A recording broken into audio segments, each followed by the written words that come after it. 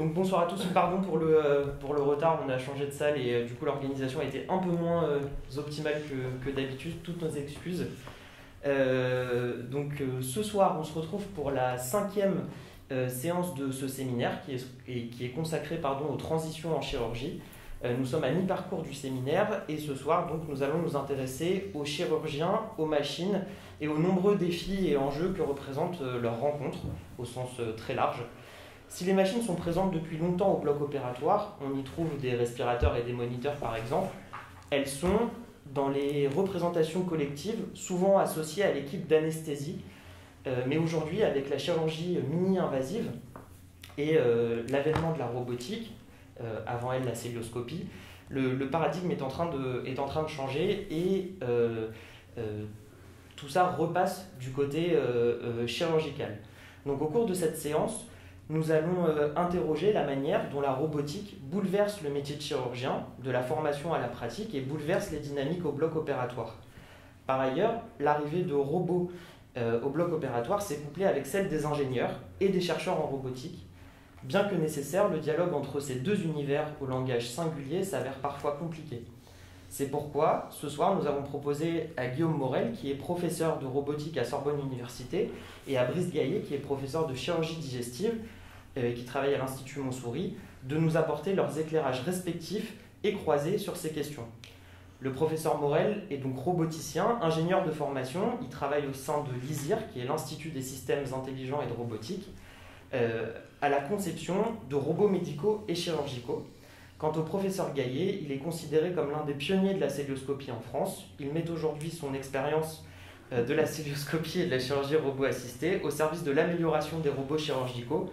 Et il participe notamment au développement de Maestro, qui est un robot chirurgical dont la philosophie est radicalement différente du très connu Da Vinci, qui est très présent dans nos blocs opératoires. Professeur, merci beaucoup d'avoir répondu favorablement à notre invitation, et c'est à vous. Bien, merci de cette introduction et merci de votre invitation également. Nous sommes assez ravis de participer à ce cycle de séminaires et les éclairages différents qu'il apprend sur le bloc du futur. Donc ce soir, on va parler de robotique et de chirurgie. On a convenu que ça serait sous la forme un peu d'un dialogue ou d'intervention un peu entrecoupée entre mon collègue et ami Brice Gaillet et moi. Et donc, c'est pas qu'on a tiré au sort, mais il se fait que c'est moi qui commence un peu. Donc on va d'abord essayer de situer un peu le contexte, de quels objets on parle, pour ensuite se concentrer un peu sur effectivement la façon dont il transforme la chirurgie, la façon peut-être dont il transforme la vision qu'on a de la robotique, et les problèmes qu'on a en robotique. Mais d'abord, parlons de l'objet robot chirurgical. Et commençons par tout de suite bien dire à tous ceux qui nous font l'honneur de nous écouter que quand on parle de robot de chirurgie, on ne parle bien sûr pas de machines automatiques qui réaliseraient de façon autonome une chirurgie. Là, il ne faut pas imaginer un dispositif comme un peu similaire à une chaîne d'assemblage de voitures où le patient arrive d'un côté, progresse, et puis au fur et à mesure, on pratique les différentes opérations et il sort réparé. C'est bien sûr pas de ça dont il est question. Peut-être qu'on reviendra un peu, notamment vers la fin du séminaire, sur les gens qui imaginent aujourd'hui des scénarios un peu d'automatisation de quelques gestes, mais en tout cas, personne aujourd'hui n'imagine une intervention chirurgicale automatisée. Elle reste toujours sous le contrôle complet du chirurgien. Donc les robots dont on parle, en fait, sont des instruments particulièrement évolués, qui ont beaucoup plus de capacités et de possibilités que les instruments de chirurgie classiques comme les pinces chirurgicales standards, parce qu'ils ont des fonctions avancées, mais ça reste des instruments. En particulier, ils sont robots parce qu'ils ont des mouvements mécaniques contrôlables, donc ils sont capables de bouger, d'avoir des mouvements, ils sont mus par des moteurs, mais tous les robots chirurgicaux qui existent, ou la plupart, encore une fois, on pourra distinguer un peu plus avant dans la suite de ce séminaire, sont intégralement sous le contrôle volontaire du chirurgien. C'est-à-dire qu'un mouvement réalisé par le robot est un mouvement dicté par le chirurgien via des interfaces, des boutons, des poignées, des commandes, etc. Donc on parle bien de système électromécanique contrôlé.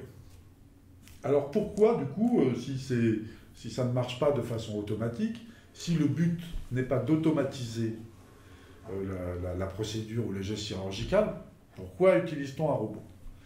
Eh bien, en fait, c'est précisément, au départ, pour des capacités mécaniques. C'est-à-dire que l'intervention chirurgicale, c'est un geste, c'est un mouvement, c'est appliquer des efforts, faire une pression, couper, suturer. Ce sont des actions mécaniques qui sont réalisées par la main du chirurgien. C'est l'étymologie du mot chirurgie dans lequel on retrouve la main. Mais cette main du chirurgien, elle n'est que humaine. Même quand on a d'excellents chirurgiens comme le professeur Gaillet, Brice Gaillet n'est qu'un humain, je suis désolé de te le rappeler. C'est pénible. Hein. Et donc, par exemple, ses mains sont grandes si on veut les mettre à l'intérieur d'un patient. Et donc, on est obligé d'ouvrir largement pour accéder à l'intérieur. Ou alors, il faut faire des petites incisions et mettre des instruments. Mais alors là, du coup, on a un système mécanique qui est une médiation entre la main du chirurgien et l'organe. Et dès lors, on a un dispositif technique. Et on va voir que certains de ces dispositifs techniques deviennent robotisés. Donc la main du chirurgien, elle est grande. Elle est parfois trop grande pour aller sur le site opératoire sans qu'on soit obligé de tout ouvrir, ce qui n'est pas du tout anodin du point de vue du patient. Et puis, elle a une précision qui reste limitée. L'œil est limité, donc parfois on va ajouter un dispositif de visualisation, soit une caméra de célioscopie, soit dans certains cas un microscope, donc qui va magnifier beaucoup. Mais une fois qu'on a magnifié beaucoup, eh ben c'est bien, mais la main devient très grosse et le tremblement devient significatif. Et il apparaît de façon très importante et la précision du geste s'en trouve diminuée. Tous ces éléments font qu'il y a des fonctions mécaniques qui sont celles qui sont réalisées par le chirurgien et qui sont difficiles. Stabilité du geste, précision du geste, limitation de l'invasivité, donc miniaturisation de l'instrument, etc. Tout ça, ce sont des objectifs mécaniques et c'est ceux-ci qui ont intéressé en premier les chirurgiens. Et donc, on s'est mis à faire, dans un dialogue avec les chirurgiens, les premiers pionniers de ce domaine de la robotique chirurgicale, et là on est à peu près dans les années 1990, ont commencé à faire des dispositifs où on était capable de maintenir des instruments de façon très stable pendant très longtemps, ce qui rien qu'en soi, est très difficile pour un humain. C'est pénible. Maintenir un instrument en position pendant longtemps, c'est difficile. Hein? C'est même impossible. C'est même impossible. On ne peut pas passer comme ça. La main dans le vide, c'est impossible. Voilà. Un robot fait ça d'une façon très, très simple. On a fait des systèmes de positionnement précis. On les faisait dans des chirurgies dites stéréotaxiques, où on est capable de repérer, en neurochirurgie dans le cerveau, on est capable d'avoir des atlas, de se repérer. Et une fois qu'on s'est repéré, on est dans un monde géométrique, mathématisé, mécanisé, dans lequel un robot peut parfaitement placer un guide, placer un instrument. Donc des systèmes dans lesquels, encore une fois, les fonctions classiques des robots apportaient de la performance gestuelle. Et puis le vrai tournant a été ces gens qui ont imaginé des robots téléopérés. Donc là, on revient vraiment à la notion des instruments, et en particulier le robot Da Vinci. Si ceux qui nous écoutent cherchent sur Internet en même temps, ils trouveront assez facilement une référence à ce robot. Donc le robot Da Vinci, qui est un système de téléopération fait pour réaliser une chirurgie dite célioscopique. Alors, on va d'abord dire ce que c'est que célioscopique. Célioscopique, ça veut dire qu'on fait des petites incisions dans l'abdomen du patient par laquelle on place une caméra pour voir ce qui se passe et des instruments pour opérer. Chose que Brice Gaillet fait depuis quelques années, on ne va pas dire combien, c'est pas la peine, Oui, mais enfin vous avez commencé 87, voilà, dans les années 80. Donc avant la robotique, cette procédure existait. Bénéfice pour le patient extraordinaire, au lieu de l'ouvrir on met des patients. Difficulté pour le chirurgien, extraordinaire également.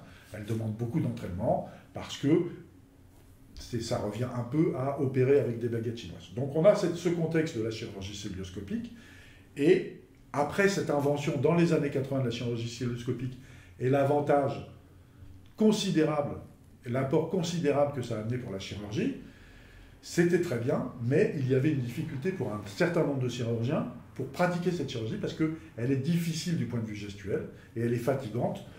Le chirurgien nous le précisera dans 5 minutes. Donc on a une chirurgie très bénéfique pour le patient, très efficace, vraiment une révolution dans la chirurgie par rapport à la chirurgie ouverte, et non, on a des difficultés, c'est fatigant, quand on est fatigué on est moins précis, etc. Et là, les roboticiens ont l'idée de dire, ok, ben, les instruments ils vont être tenus par des robots. Mais alors comment le robot va réaliser le geste? Parce que évidemment, ça n'est pas qu'un problème de faire un geste, il faut quand même savoir quoi faire. Eh bien, on va mettre un chirurgien, on va lui donner des joysticks, et avec les joysticks, il va bouger ses instruments. Et donc, au lieu de se fatiguer à être tordu sur son patient, au lieu d'avoir éventuellement des tremblements, etc., il va pouvoir, grâce à ce système électromécanique, réaliser sa chirurgie avec beaucoup plus de stabilité dans le maintien de la caméra, de stabilité dans le maintien des instruments, beaucoup moins de fatigue posturale, beaucoup plus de précision.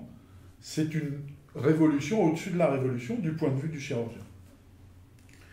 Donc c'est un concept qu'on appelle téléopération, qui est connu, qu'on a inventé encore 20 ans plus tôt pour aller intervenir dans les centrales nucléaires, c'est-à-dire aller dans un endroit où on ne veut pas aller, on met un robot, et puis on reste bien au chaud, sécurisé, et on pilote ça avec des joysticks.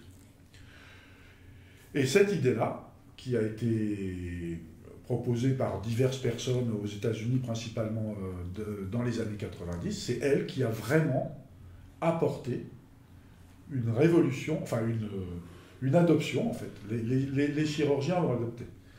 Alors, on pourrait se demander pourquoi, enfin on va se demander pourquoi les chirurgiens ont adopté. Je ne sais pas si tu as prévu de on va en parler, bien sûr. Okay. Donc je vais bientôt te relancer là-dessus.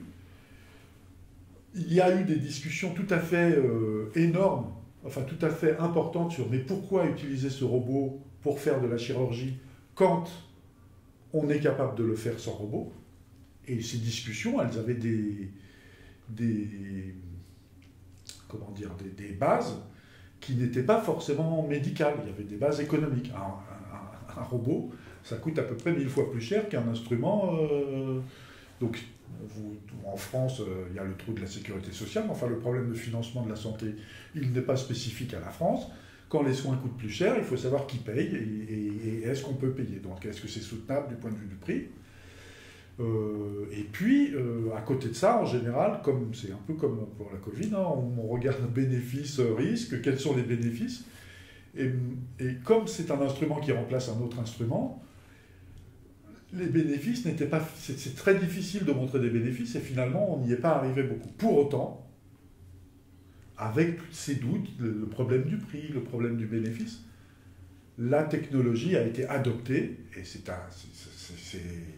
absolument irréversible. Les robots sont entrés dans les blocs chirurgicaux et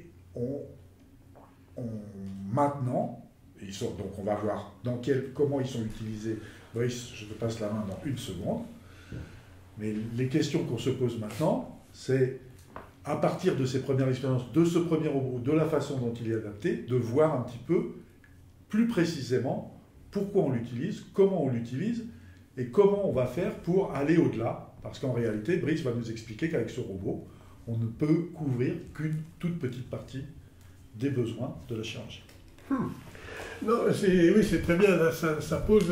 enfin, Guillaume a bien posé le problème, mais peut-être lui, il ne se rend pas compte parce qu'il est dedans, hein, c'est un professeur de robotique. Mais moi, j'ai fait un cours récemment aux chirurgiens, à des chirurgiens français, hein, de ma spécialité, et j'étais très étonné. Ils ne savent pas, ils connaissent Da Vinci, quoi, voilà. Mais il ne faut pas oublier, si on parle de robotique, que quand même la robot en santé, alors on n'est pas à la chirurgie, mais en santé, et pas forcément en France, mais des pays comme si vous allez un peu en Corée, vous serez très très surpris. Il y a des robots dans les hôpitaux, mais partout. C'est des robots de soins indirects. Hein. Au Japon, il y a des robots de téléprésence. Ce n'est pas du tout des robots chirurgicaux. Et ceux-là peuvent être autonomes. C'est un peu différent. En chirurgie, j'en connais un qui est autonome, c'est Carmat. Le cœur qui est quand même un robot. Alors on peut dire que ce n'est pas un robot, on peut discuter, mais il y a quand même des robots. Il y en a vraiment beaucoup. Il va y en avoir de plus en plus. Et puis, dans le laboratoire de M. Morel, il y a d'autres équipes qui s'occupent des handicaps et des exosquelettes et des prothèses. Donc, il y a vraiment beaucoup de choses. Alors, les chirurgiens, c'est pas au bloc opératoire, mais comme chirurgien, on ne vit pas sur la Lune. Et donc, on est aussi dans un hôpital. Et j'expliquais aux chirurgiens que la robotique, c'était pas que pour eux. Et ça allait être... Déjà, c'est une révolution, mais qu'elle va aussi apparaître ailleurs. Ça peut poser des problèmes, on y revient. Pour le chirurgien, précisément... Avant de faire le côté bien poser les questions de Guillaume, il y a une question qui nous concerne plus les universitaires, c'est qu'on a un mal fou, et c'est grave pour les plus jeunes, à former des chirurgiens aujourd'hui.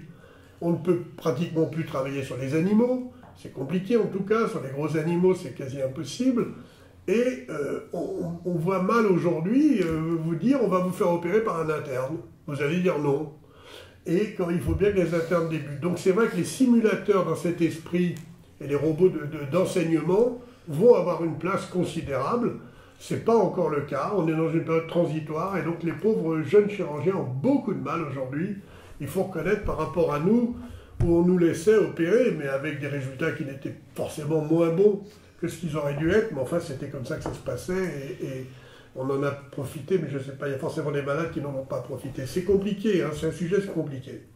Alors si je reviens sur les robots chirurgicaux, Guillaume a raison, il y a les robots actifs, on oublie, il n'y a plus aujourd'hui, en tout cas, on peut parler on verra ce qui se passe dans 10 ou 20 ans, mais aujourd'hui il reste deux types de robots qui nous concernent, et qui nous concernent, oui, c'est les robots téléopérés, il en a parlé, c'est Da Vinci pour l'instant, mais enfin il y a 6 autres compagnies, et donc 4 ont le marquage CE, donc ils arrivent, mais ils ont le marquage CE. Donc il n'y a pas un seul robot de téléopération, il y en a maintenant 4 de plus. Et puis il y a les robots synergiques. Les synergiques, on va en parler tout à l'heure, c'est ceux qui sont manipulés par l'opérateur, ou au moins guidés par l'opérateur, et puis après, c'est l'opérateur qui fait la décision. C'est important parce que de ce niveau-là, il y en a deux, des robots de synergie, c'est-à-dire qu'on manipule, on l'a très bien dit, il y a les robots de guidage, ça c'est ancien, et on n'est pas du tout en avance dans ma spécialité, la chirurgie du mou, du ventre, que ce soit les urologues ou les gynécologues ou les thoraciques, mais les neurochirurgiens, les orthopédistes ont depuis déjà un certain temps des robots de guidage qui tiennent les outils fixes, qui les orientent, qui guident le chirurgien. Et ça, c'est quand même des robots synergiques. C'est quand même un moment, on place l'outil, quoi. Puis après, on fait l'opération où on fait la destruction par des ondes d'une tumeur lorsque l'aiguille est dans la tumeur, etc. Tout ça, c'est un peu à part. En fait, aujourd'hui, on en parle beaucoup parce que on parle... Oula, ça, c'est pas possible, ça. Excusez-moi. En fait, c'est...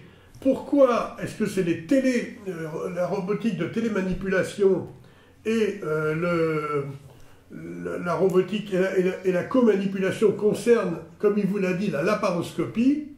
Eh bien, c'est parce qu'en fait, la laparoscopie, il a très bien dit, avant grande incision, le dogme c'était grande incision, grand chirurgien, vous imaginez, moi je suis très très grand, donc vous voyez la taille de l'incision, et on est basculé sur toute petite incision, beaucoup plus compliqué pour le chirurgien, mais formidable pour les malades qui a vraiment moins de douleur. Enfin, c'est tout l'ambulatoire aujourd'hui. Il ne faut pas oublier que des pays comme les États-Unis, 80% des actes chirurgicaux se font en ambulatoire. En France, on en est un peu loin, mais certaines équipes, on a la fierté, en tout cas dans mon hôpital, de s'en approcher, approchent de ces chiffres-là. Alors pourquoi c'est compliqué? Il vous l'a très bien dit, en fait on a passé la douleur du malade au chirurgien. C'est maintenant le chirurgien qui souffre, parce qu'en fait, il y a plusieurs choses. Il y a un point, on entre l'outil sur un point de l'abdomen, donc c'est un point fixe. Et donc les mouvements de la main du chirurgien sont inversés. Si vous voulez à droite, il faut aller à gauche. Si vous voulez aller à gauche, il faut aller à droite. Mais les mouvements des doigts, eux, ne sont pas inversés. Donc vous voyez, dans le cerveau, c'est compliqué. Vous inversez votre main, mais pas vos doigts. Et vous avez une perte complète de la pince, qui est la pince la plus précise de l'homme, c'est la pince entre le pouce et l'index. Elle disparaît. On ne palpe plus, on met des outils. Donc on perd une troisième notion en neurosciences, on connaît très bien ça, qui est la coordination œil-main. La coordination œil-main, c'est absolument essentiel pour l'être humain.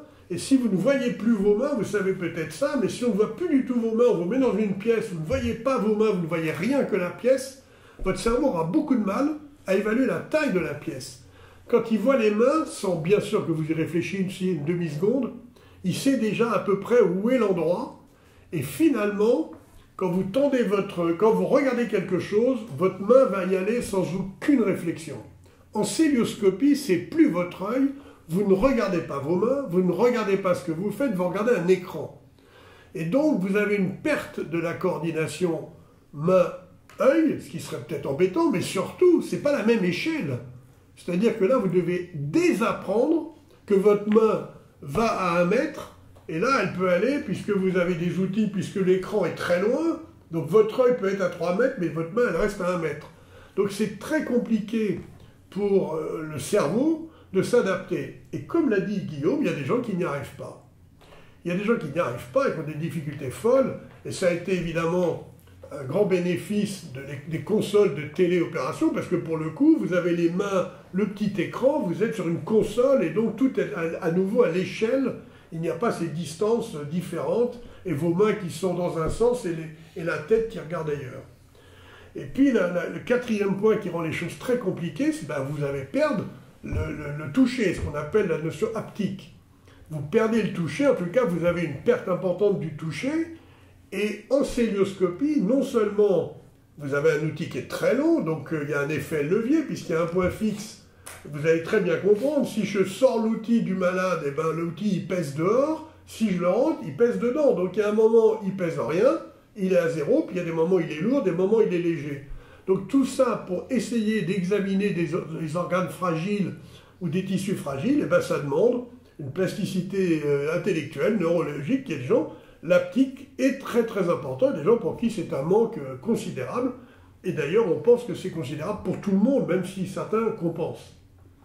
Et puis il y a un dernier problème, enfin un autre problème, il y en a d'autres, mais c'est que les outils sont longs, mais ils sont rigides, ils ne sont pas manipulables trop facilement. Ça existe, il y en a, on en a développé avec M. Morel, des outils qui vont se faire, mais globalement, on ne peut pas faire comme ses mains dans le malade. Les mains dans le malade, on peut les plier un peu dans tous les sens, et donc écarter les choses. Là, c'est des outils rigides, et donc on perd des degrés de liberté. Donc la chirurgie, c'est quand même quelque chose de précis, tout le monde le sait, et là, on perd des degrés de liberté, et enfin, notion essentielle, vous avez une caméra, et là vous voyez, on a une caméra, vous nous voyez, vous ne voyez pas la salle, vous nous voyez nous deux, là sur cet écran-là en tout cas. Eh bien, dans le bloc opératoire, quand on ouvrait le ventre, on voyait tout le ventre, intérieur, extérieur, simplement en mettant le regard dans la direction, avec une caméra, il y a un faisceau, et si vous n'êtes pas dans le faisceau, vous n'êtes pas du tout dans le champ opératoire. Donc beaucoup de choses échappent complètement au chirurgien, ce qui, pour certains, n'est pas envisageable, c'est qu'ils perdent le contrôle. L'assistant qui est à côté, le chirurgien ne regarde plus les mains de l'assistant, il regarde un écran comme ça, et les mains de l'assistant sont en bas. Donc il ne regarde plus les mains de l'assistant. Et l'outil de l'assistant, s'il n'est pas dans le champ visuel, il est n'importe où dans le malade, et vous n'avez plus de contrôle. Donc vous voyez une immense difficulté. Et c'était l'idée de Da Vinci, de la téléopération, c'est que le chirurgien, on lui rajoutait un peu des bras, il pouvait écarter, puis tenir lui-même ses bras, et il savait où ils étaient. Malgré tout, il y a bien des accidents rapportés, pas quelques-uns, il y a pas mal d'accidents avec ces robots, parce que, certes, on manipulait des outils, certes, ils étaient contrôlés par le chirurgien, mais pendant le même temps, on pouvait faire bouger la table d'opération. Alors je ne dis pas que l'anesthésiste fait bouger la table sans demander au chirurgien, ça n'existe pas. Mais le chirurgien peut oublier que les outils sont là et demander qu'on bouge un peu la table. Or les outils, eux, ils sont fixes. Donc il y a eu quelques accidents, tout ça pour vous dire que c'est extrêmement complexe. Alors ça paraît simple, ils avaient trouvé un nom formidable qui s'appelait Intuitive, la compagnie, c'est intuitif. Eh bien, ça a l'air intuitif, et en réalité, on a des études, notamment en psychologie, montrent bien que ce n'est pas intuitif, il faut s'adapter, et l'adaptation, c'est plus intuitif, c'est une adaptation. Et donc, ça c'est pour l'opérateur, mais il faut bien comprendre que dans un bloc opératoire, c'est une équipe. Vous n'êtes pas tout seul. Hein. Guillaume a la gentillesse de dire qu'il y a des chirurgiens plus ou moins adroits. Il croit que je suis adroit parce qu'il ne m'a jamais vu opérer. Si, il m'a vu opérer. Si, c'est vrai, il m'a vu opérer. Mais ça ne veut rien dire. Franchement, si vous avez une équipe qui n'est pas avec vous au top, si la penseuse, enfin les infirmières, même l'anesthésiste n'est pas... Aujourd'hui, on fait une hépatectomie. Si l'anesthésiste remplit le malade, il va saigner et ça va être une catastrophe. Donc c'est vraiment une équipe. Et le problème de la téléopération, des robots de téléopération, c'est qu'on sort le chirurgien de la partie directe accessible du malade, il a la tête dans un écran, enfin dans une petite place où il voit en 3 dimensions, donc il a la tête coincée dans le robot, et il est complètement déconnecté, alors il peut parler, mais donc il n'y a plus de connexion corporelle avec les aides, avec l'assistant, et il faut demander un assistant qui lui reste auprès du malade, et en cas de complication, ben c'est l'assistant qui va régler la complication en partie si le chirurgien n'arrive pas à le faire avec le robot, puisque lui, il est plus stérile. Donc vous voyez que c'est beaucoup de questions sur un... Alors que c'est un outil extraordinaire, c'est une révolution, c'est clair, et en même temps, je pense que vous commencez à comprendre pourquoi ça ne concerne que 3% des actes de la chirurgie, alors qu'on a un appareil qui est très au point, qui permet d'aller... Alors pour le coup, les instruments peuvent être pliés, et on reprend des degrés de liberté, même des degrés de liberté supérieurs à la main, puisqu'on peut faire une rotation indéfinie, par exemple. La main, vous ne pouvez pas. Hein. Très limité la rotation d'une main. Vous avez l'air d'être... on fait toujours les malins avec nos mains, mais regardez, vous faites une pronation, supination, très limitée, vous ne faites pas 360. Hein. Donc le robot donnait tout ça, et malgré ça, eh ben, ce n'est pas plus que 3%, et c'est intéressant parce que la compagnie Intuitive vient de faire une relance, une communication pour ses investisseurs, et ils annoncent qu'ils prévoient dans 10 ans d'opérer à peu près 30% des actes qu'ils pourraient opérer en robot avec un robot. Donc ils ne prévoient pas 100%. C'est assez étonnant parce qu'on penserait qu'une société dit « je peux le faire dans ces actes-là, je prévois d'en faire 100%». Alors il y a un problème de tarifs, mais les tarifs baissent évidemment en ce moment puisqu'il y a des compétiteurs. Mais aussi, pourquoi? Parce que, comme l'a dit Guillaume, on a du mal à montrer un bénéfice malade si on fait une étude entre guillemets scientifique, c'est-à-dire randomisée, on compare la chirurgie laparoscopique et la robotique. Eh bien, on ne voit pas de différence pour le malade en résultat. En fait, il y en a une énorme. C'est que si on fait que la laparoscopie, probablement 50% des chirurgiens pourront vraiment faire la laparoscopie pour tous, c'est-à-dire la célioscopie, hein, c'est les petits trous, et puis 50 n'y arriveront pas, et donc les malades vont être ouverts. Avec le robot, c'est à peu près la compétence d'un expert pour tout le monde. Donc en fait, si on compare un robot expert avec un expert qui fait la laparoscopie, ben, a priori, il n'y a pas de différence, et c'est assez logique. Mais si on regarde pour les malades, et on voit très bien un exemple dont vous avez peut-être malheureusement des proches qui en ont bénéficié, c'est le cancer de la prostate, où la prostatectomie s'est faite quasiment en quelques années, complètement par mini-invasif, laparoscopie, en célioscopie, ce qu'on appelle la chirurgie mini-invasive, grâce à Da Vinci, parce que les urologues n'avaient pas de petites opérations pour s'entraîner. Nous, les chirurgiens digestifs, on a les hernies, on a l'appendicite, c'est très facile à faire, vous devez venir dans un bloc opératoire, vous verrez que c'est pas grand-chose. Je vois qu'il y en a qui l'ont déjà vu, et ben on peut s'entraîner. Les urologues ne pouvaient pas. Et grâce à Da Vinci, ils sont passés en mini-invasif, et la majorité aujourd'hui, mais la grande majorité, c'est presque entièrement opéré en mini-invasif, c'est grâce à Da Vinci. Donc vous voyez qu'il y a un bénéfice, même si on ne peut pas le montrer dans une étude randomisée, si on prend les patients opérés, il y a un bénéfice énorme à ces téléopérateurs. Voilà, mais oui, vas-y. Je rebondis. Oui. Je rebondis et je résume un peu ce que tu as dit dans les dernières minutes. Tu as dit, oui, on nous dit que c'est intuitif, mais en réalité, il faut s'adapter. Tu nous as parlé de marché, tu nous as dit, oui, mais là, il y a tant d'opérations, les entreprises prévoient d'en réaliser tant, etc. Et puis tu nous as dit de Da Vinci, c'est un appareil qui est vraiment très bien paramétré, très bien réglé, il fonctionne très bien. Et ça, je peux l'attester de mon point de vue de roboticien. Les équipes de recherche qui ont conçu ce robot initialement étaient vraiment des équipes très performantes et ont énormément travaillé sur la performance électromécanique du dispositif. C'est vraiment, du point de vue du roboticien que je suis, une très très très très belle machine. Mais on voit que les déterminants de son adoption ne sont pas du tout ceux qui peuvent épater un chirurgien, un roboticien. Puisque moi j'ai déjà essayé cette machine et effectivement, comme à peu près la plupart des gens qui le prennent pour la première fois, ils disent tous waouh, c'est incroyable, on a l'impression qu'on est dedans, on a l'impression qu'on peut faire des nœuds et des sutures, alors que les réaliser avec les instruments standards, comme tu le fais chaque jour, moi ça fait 15 ans que j'essaye, je n'y suis toujours pas arrivé. Donc, et avec le robot Da Vinci, il m'a fallu 30 secondes. Donc voilà. Et donc vous vous sentez, ça vous rend vraiment... Donc il y a tous ces effets-là. Vraiment techniquement, c'est excellent. Mais, en effet, il y a beaucoup de limites. Les gens du marketing appellent ça des barrières à l'adoption, des barrières dans le marché, parce que, à l'entrée dans le marché, parce que, eh bien, en fait, faire de la chirurgie, ce n'est pas que faire un super geste de suture, c'est tout ce que tu as dit autour, c'est l'arrivée du patient, c'est l'entrée du patient, c'est l'installation, c'est l'équipe, c'est le dialogue, c'est regarder dedans et en dehors. Ce qui, tu disais, quand je fais ma chirurgie sans robot, je ne vois pas les mains de mon assistant parce que je regarde en haut, mais il t'arrive quand même de baisser les yeux et immédiatement tu vois ça. Avec la téléopération, ça n'est carrément plus possible. C'est-à-dire qu'on a la tête plongée dans l'écran et là, tout le reste, on tourne le dos à la scène chirurgicale et on ne voit rien du reste. Donc là, il y a tous ces aspects-là. Donc en fait,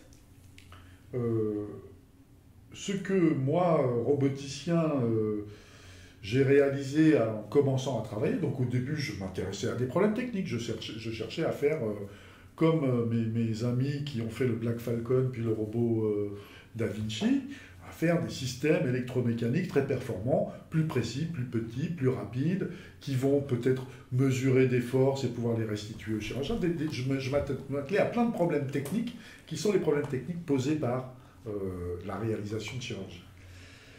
Et au fur et à mesure, et alors aujourd'hui c'est devenu une certitude absolue, mais c'est quelque chose qui s'est fait progressivement, effectivement, on s'aperçoit que le problème de faire des robots pour la chirurgie, c'est un problème certes technique, mais ça représente peut-être 10% du problème, et il y a le problème de l'usage. Et le problème de l'usage, il est tellement multiforme que ça paraît très difficile à cerner. Et alors tu parlais de la dynamique de ces entreprises qui essayent d'innover. En fait, il y a énormément d'essais, énormément de tentatives de faire ces nouveaux robots, et beaucoup qui ne fonctionnent pas. Et il n'y a pas de science pour déterminer ce qui va fonctionner. Alors, quels sont les critères, qu'est-ce qui se passe, quels sont les enjeux? Donc, quels sont les déterminants de cette adoption que tout le monde recherche? On a parlé des aspects financiers. C'est le problème des marketeurs. Comment Da Vinci a fait pour vendre des machines 2 millions d'euros sans bénéfice clinique? Ils avaient d'excellents marketeurs. Pour tout vous dire, ils ont fait de la publicité d'abord aux États-Unis auprès des patients en expliquant que opérer une prostate, il y avait un risque, que si on passait un peu à côté, il y avait un risque de toucher par exemple le nerf érectile, donc plus d'érection. Et que donc, on signalait quand même que ce robot était plus précis et que c'était peut-être avantageux. Mais l'avantage a été vendu aux patients. Puis, les patients ont commencé à se dire, ça serait peut-être bien d'être opéré de confier ma prostate à un robot très précis, plus précis qu'un humain. Et là, il y a eu un deuxième acte de marketing, toujours, qui était de presque donner ce robot à des petits centres cliniques situés à la périphérie des grands centres. Donc là, on est dans presque la sociologie de comment ça se passe. En donnant un robot Da Vinci à un petit centre clinique qui s'est mis à recruter des patients et à les enlever aux grands pontes, aux grands patrons des grands centres urbains qui ont exigé manu militari d'avoir leur robot pour pas voir... Et puis c'est comme ça que voilà. Donc là, on est très très loin de mais c'est quoi la bande passante du robot, mais c'est quoi la précision en millimètres, mais c'est quoi le... Et pour autant, c'est au moins aussi important quand on s'inscrit, comme moi, qui suis roboticien, dans cette idée qu'on va faire des robots pour opérer des gens parce que on pense qu'on va pouvoir apporter, enfin on va pouvoir contribuer. Pour moi, il faut dire ce qui est, hein, c'est une contribution à la pratique de la médecine, moi qui ne suis pas médecin. Donc c'est quand même d'un point de vue... Il faut voir, quand j'ai commencé à m'y mettre il y a 30 ans, la robotique, c'était on fabriquait des systèmes pour détruire des emplois. Hein. C'était un peu ça notre projection sociétale. Donc quand on a pu trouver une projection qui était peut-être on va pouvoir faire des robots pour soigner mieux des gens, c'était d'un point de vue de la réalisation personnelle un petit peu plus engageant. Mais il y a tous ces aspects-là. Donc on parle de certains aspects qui sont des marchés, mais ça va au-delà du marché. Il y a des robots qui fonctionnaient, qui étaient viables économiquement, qui étaient plus précis, enfin qui avaient voilà, et qui ont été rejetés par les chirurgiens. Et là, je parle de ces robots, notamment un qui s'appelait Caspar, et qui réalisait de la chirurgie du genou. Et en fait, c'était un dispositif qui réalisait de la chirurgie du genou de façon justement autonome. Donc c'est-à-dire que le robot tenait une petite fraise comme ça, donc c'est un remplacement partiel de l'articulation d'une prothèse de genou. Donc on place une prothèse qui est un objet métallique, connu, aux formes parfaitement connues, et il faut réaliser une forme dans l'os dans lequel va venir se loger la prothèse, etc. Il faut l'ajuster pour que ce soit droit, si possible, enfin, etc., que ce soit à la bonne cote. Donc c'est une espèce de précision géométrique. Et ce qu'on fait, c'est ce que dans la partie mécanique on appelle de l'usinage, c'est-à-dire on creuse et on place. Bon. L'usinage, c'est quelque chose qu'un robot sait faire très bien. Un robot peut usiner, il n'y a pas de souci. Et donc il y a des gens qui ont inventé un usineur de genoux.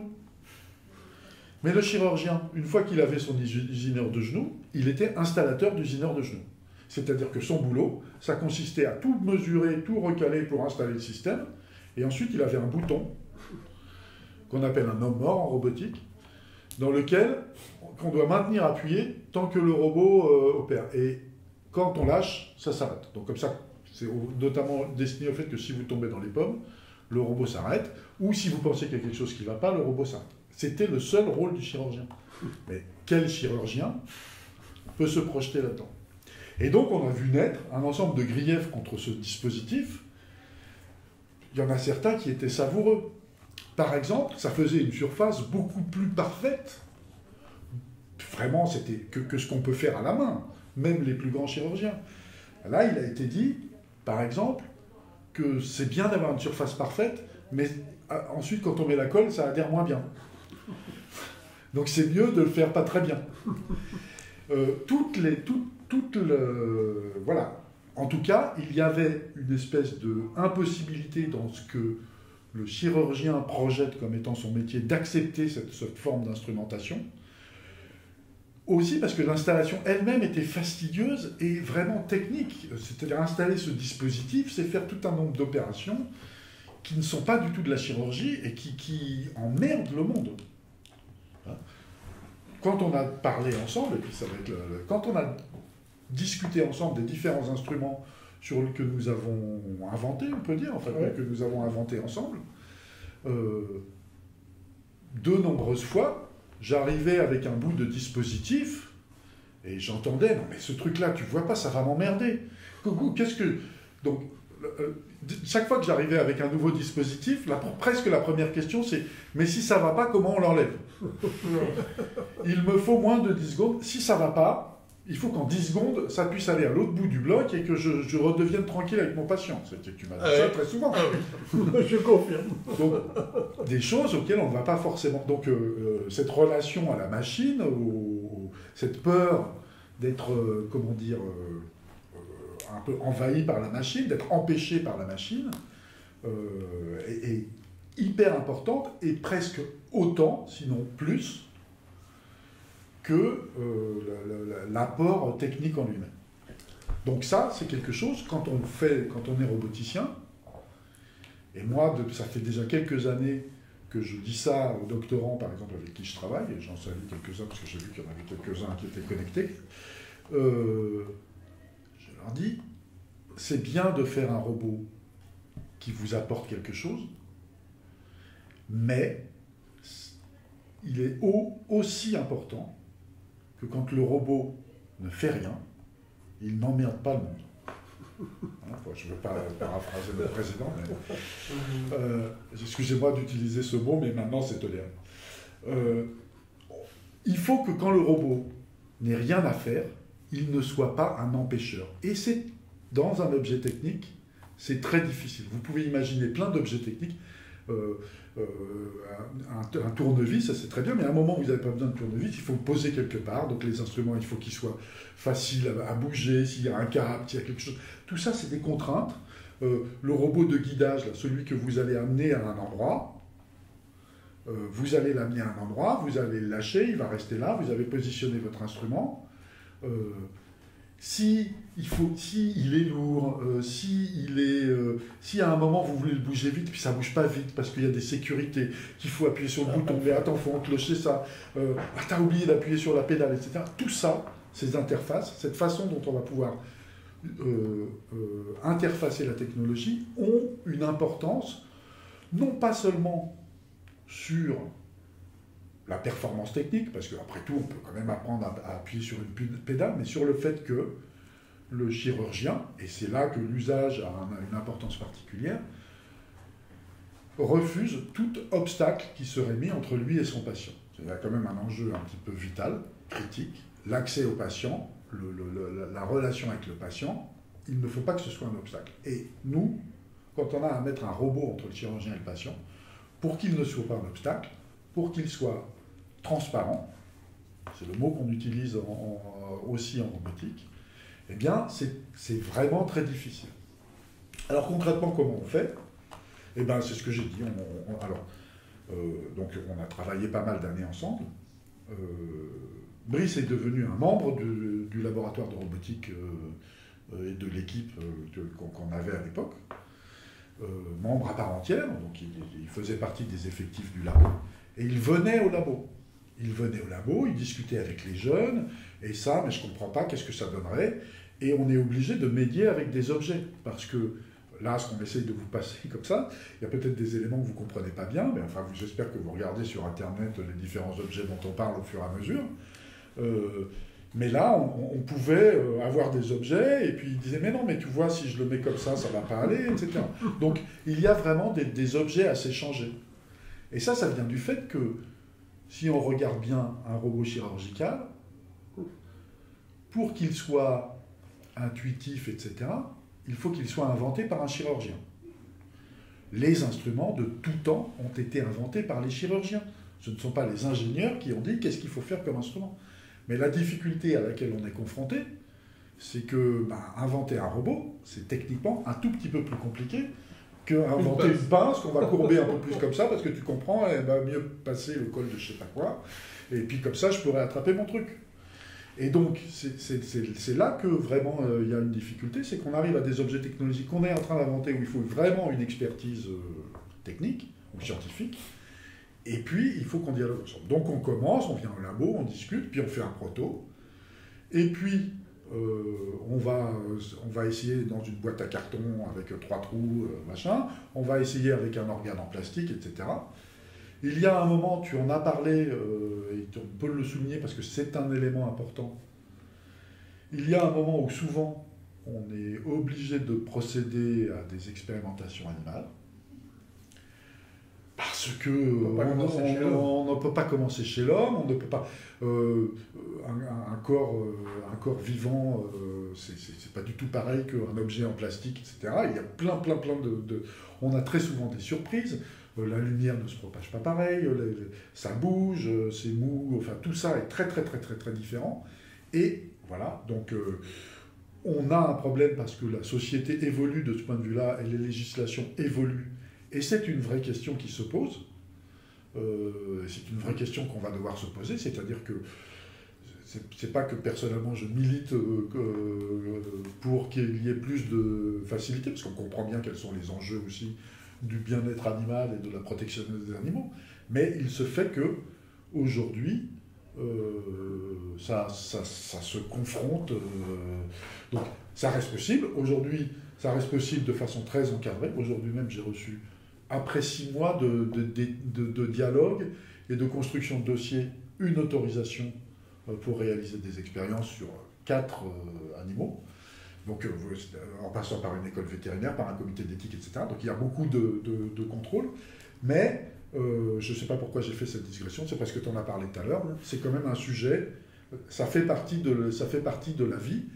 Et, ça, du coup, ça nous interroge aussi, en tant que roboticien. J'ai des collègues qui travaillent avec des gens qui sont plutôt dans les sciences de matériaux et qui essayent de construire des corps artificiels, voire avec de la biologie de synthèse, pour essayer de construire des dispositifs qui pourraient servir alors, à la formation, c'est le volant dont tu parlais, ou à l'expérimentation, ou aux premières expérimentations, justement, pour limiter ça.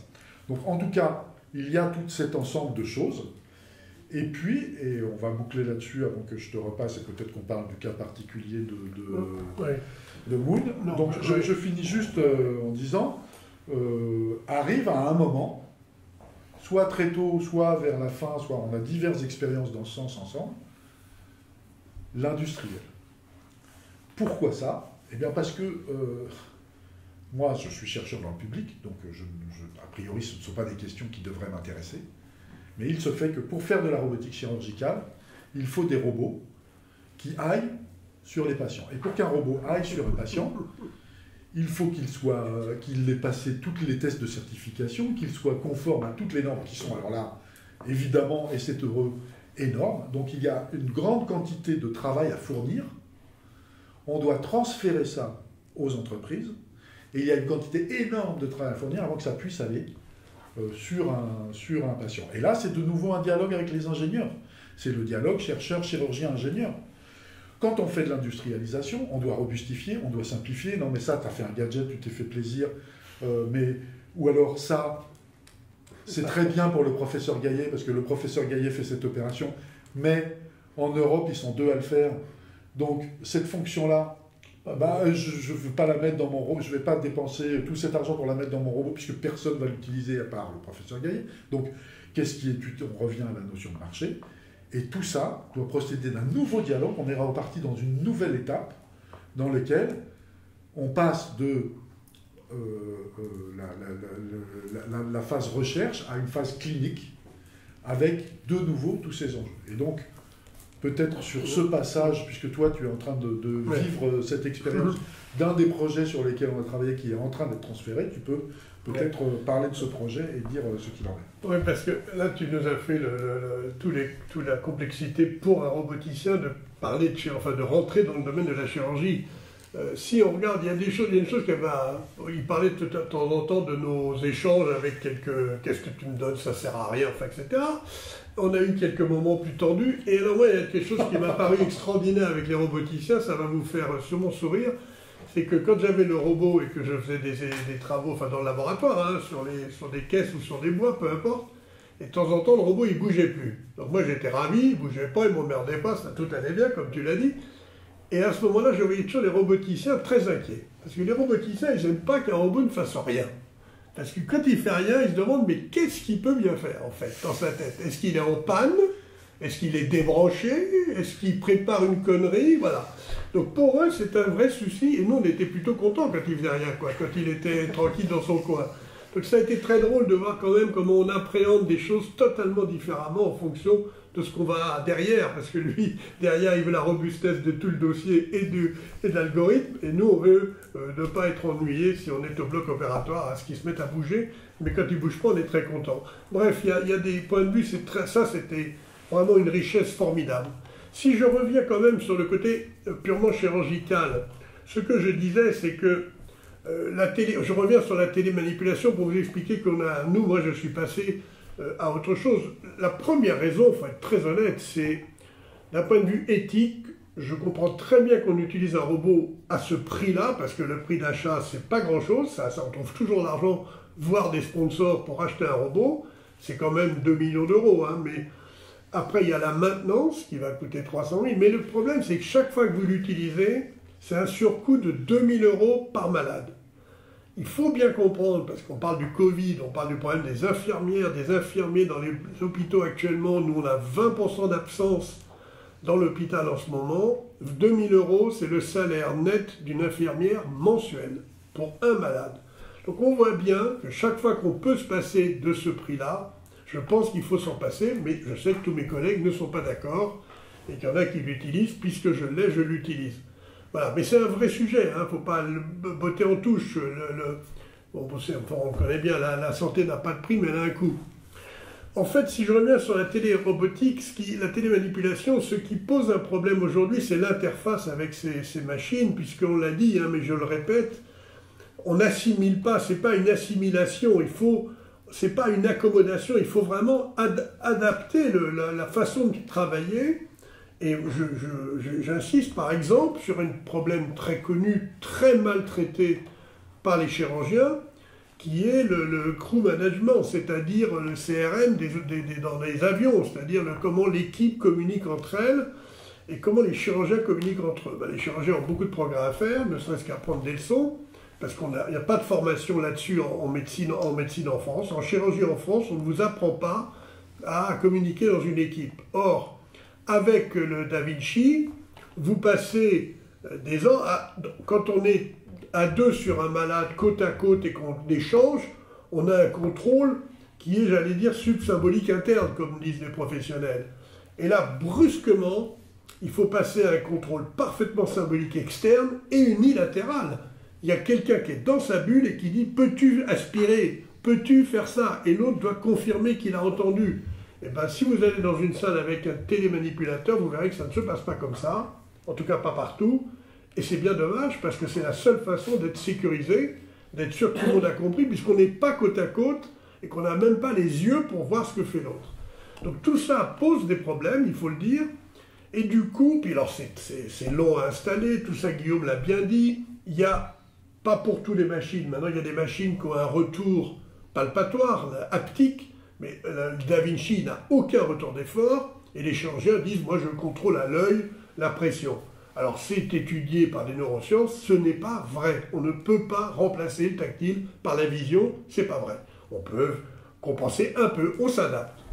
Et puis il faut deux opérateurs, il faut un qui est sur le robot, puis un qui est auprès du malade pour aspirer, pour mettre des fils, enfin pour mettre des aiguilles dans le malade, des choses comme ça.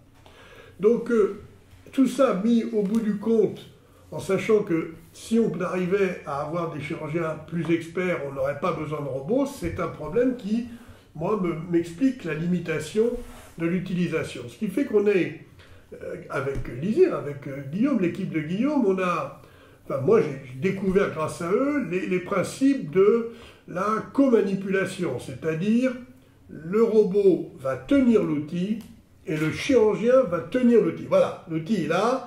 Lui, c'est le robot, moi j'ai l'outil, je bouge, et lui va soit être, comme il l'a dit, transparent, c'est-à-dire, il n'est pas là, c'est exactement ce qu'il disait, il ne me gêne pas, il est présent, mais moi je ne le sens pas. Ça, c'est parfait, ça existe, on a donc des robots qui tiennent les outils, et nous, on opère comme s'ils n'étaient pas là.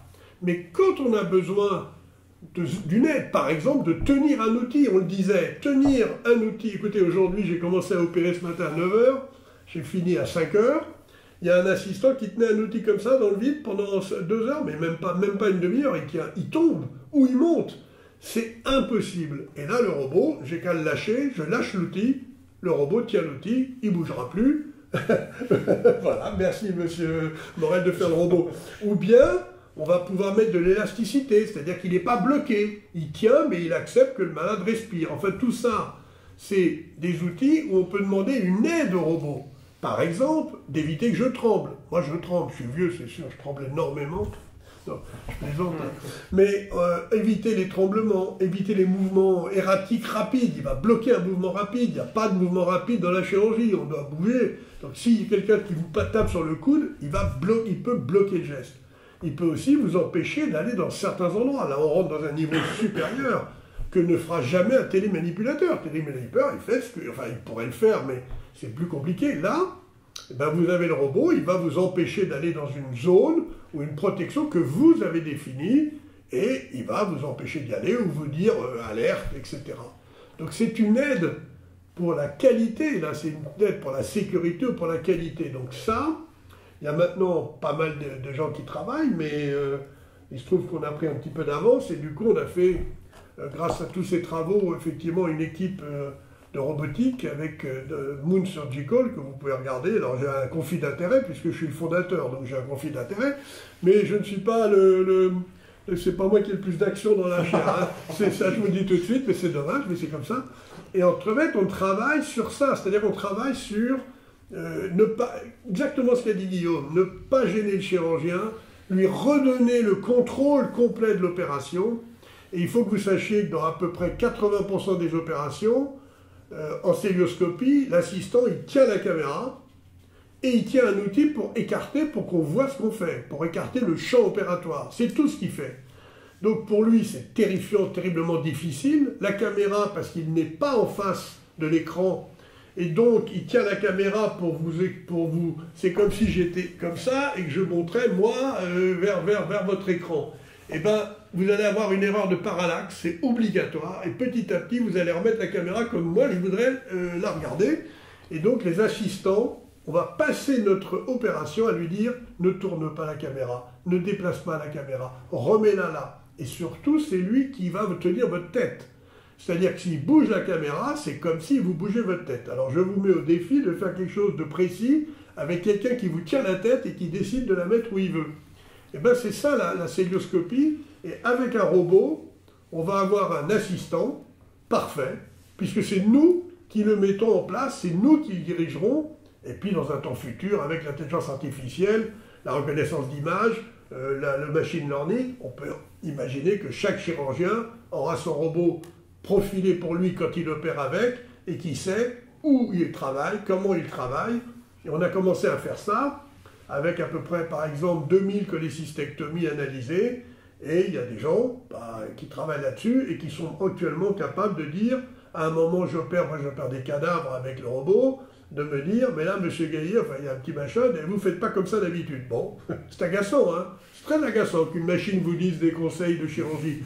Mais il a vu beaucoup de mes cholécystectomies, et il me dit, ben là, d'habitude, ne faites pas comme ça. Voilà, c'est tout. Ça peut être une alerte, vous pouvez imaginer qu'il bloque, ou vous pouvez imaginer qu'il dit juste une alerte.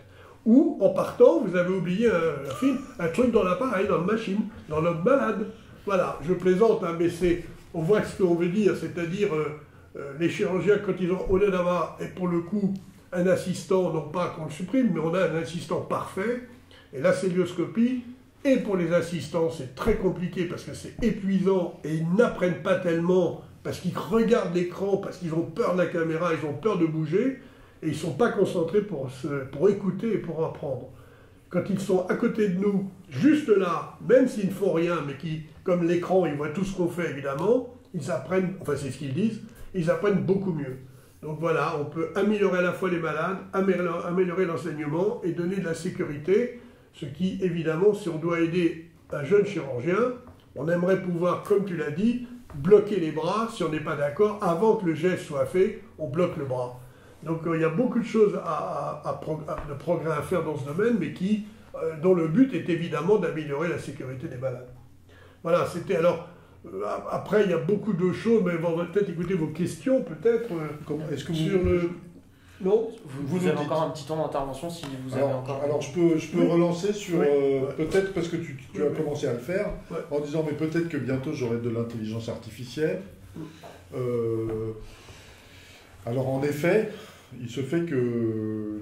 donc on va peut-être parler des possibles directions du futur.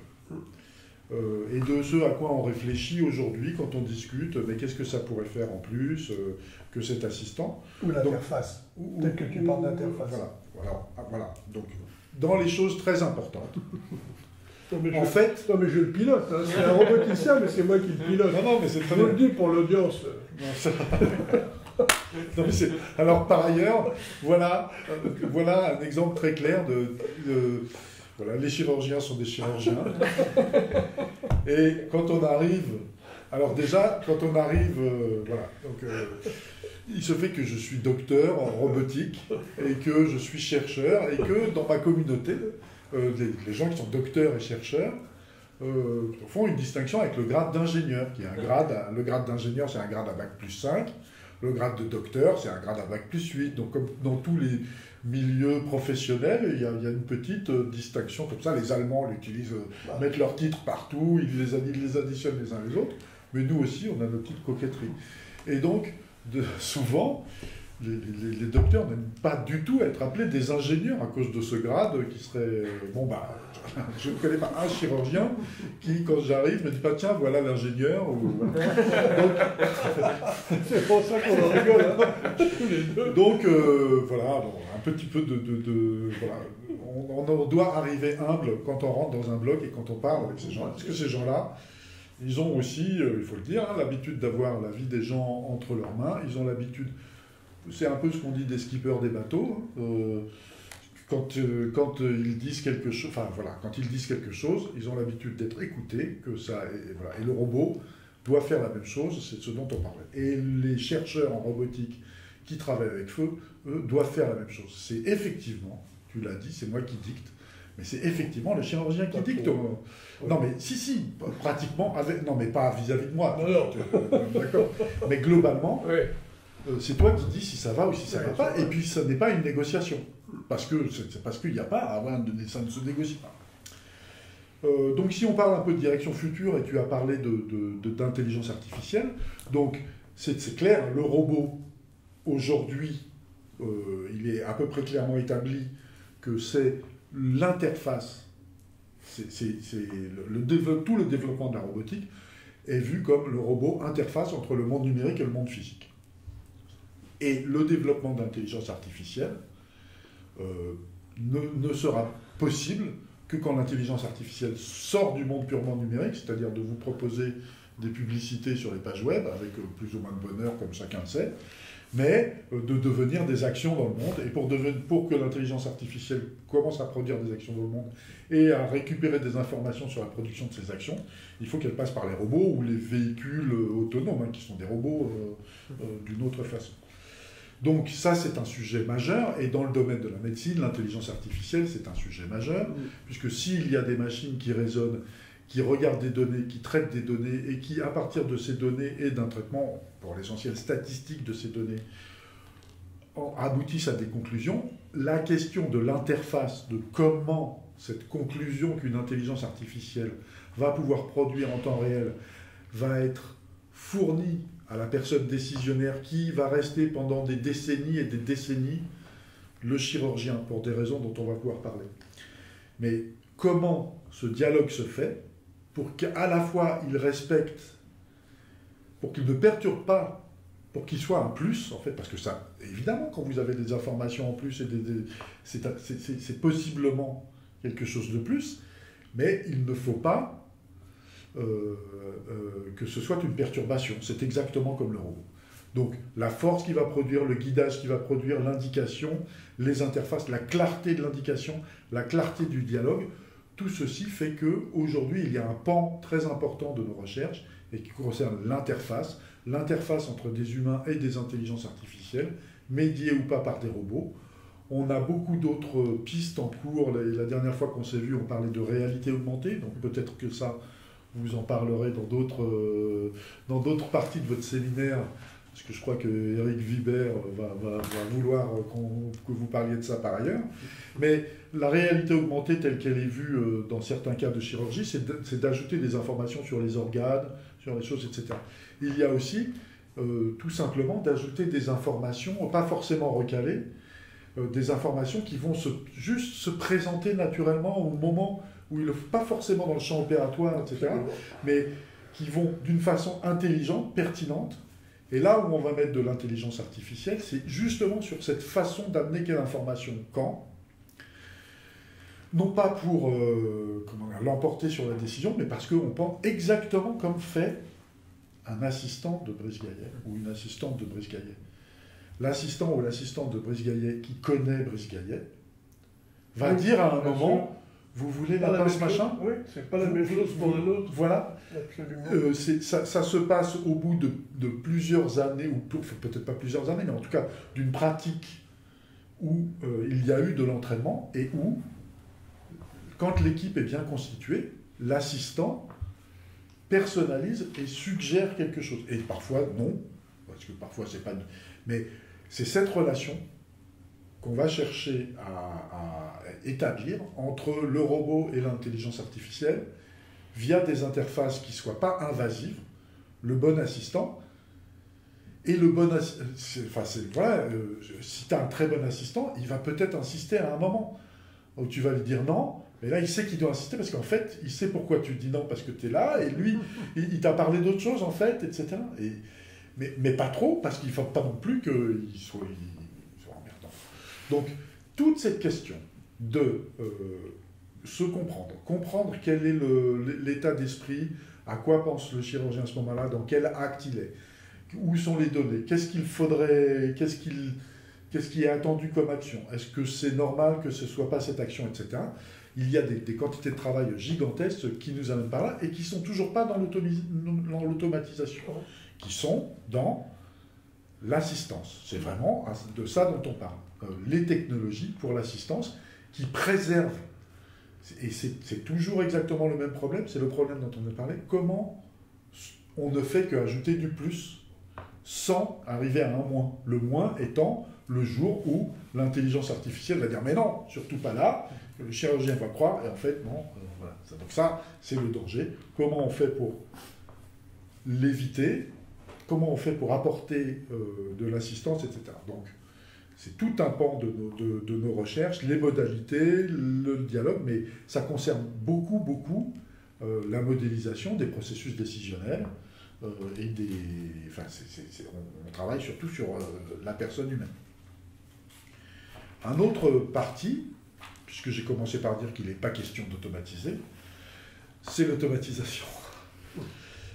En fait, il y a quand même des gestes automatisés. Je parlais tout à l'heure de ce petit robot qui fraisait le genou. C'est une forme un peu automatisée de geste. Et on voit que cette partie-là n'est pas très acceptée, notamment parce que ça procède de toute une installation compliquée.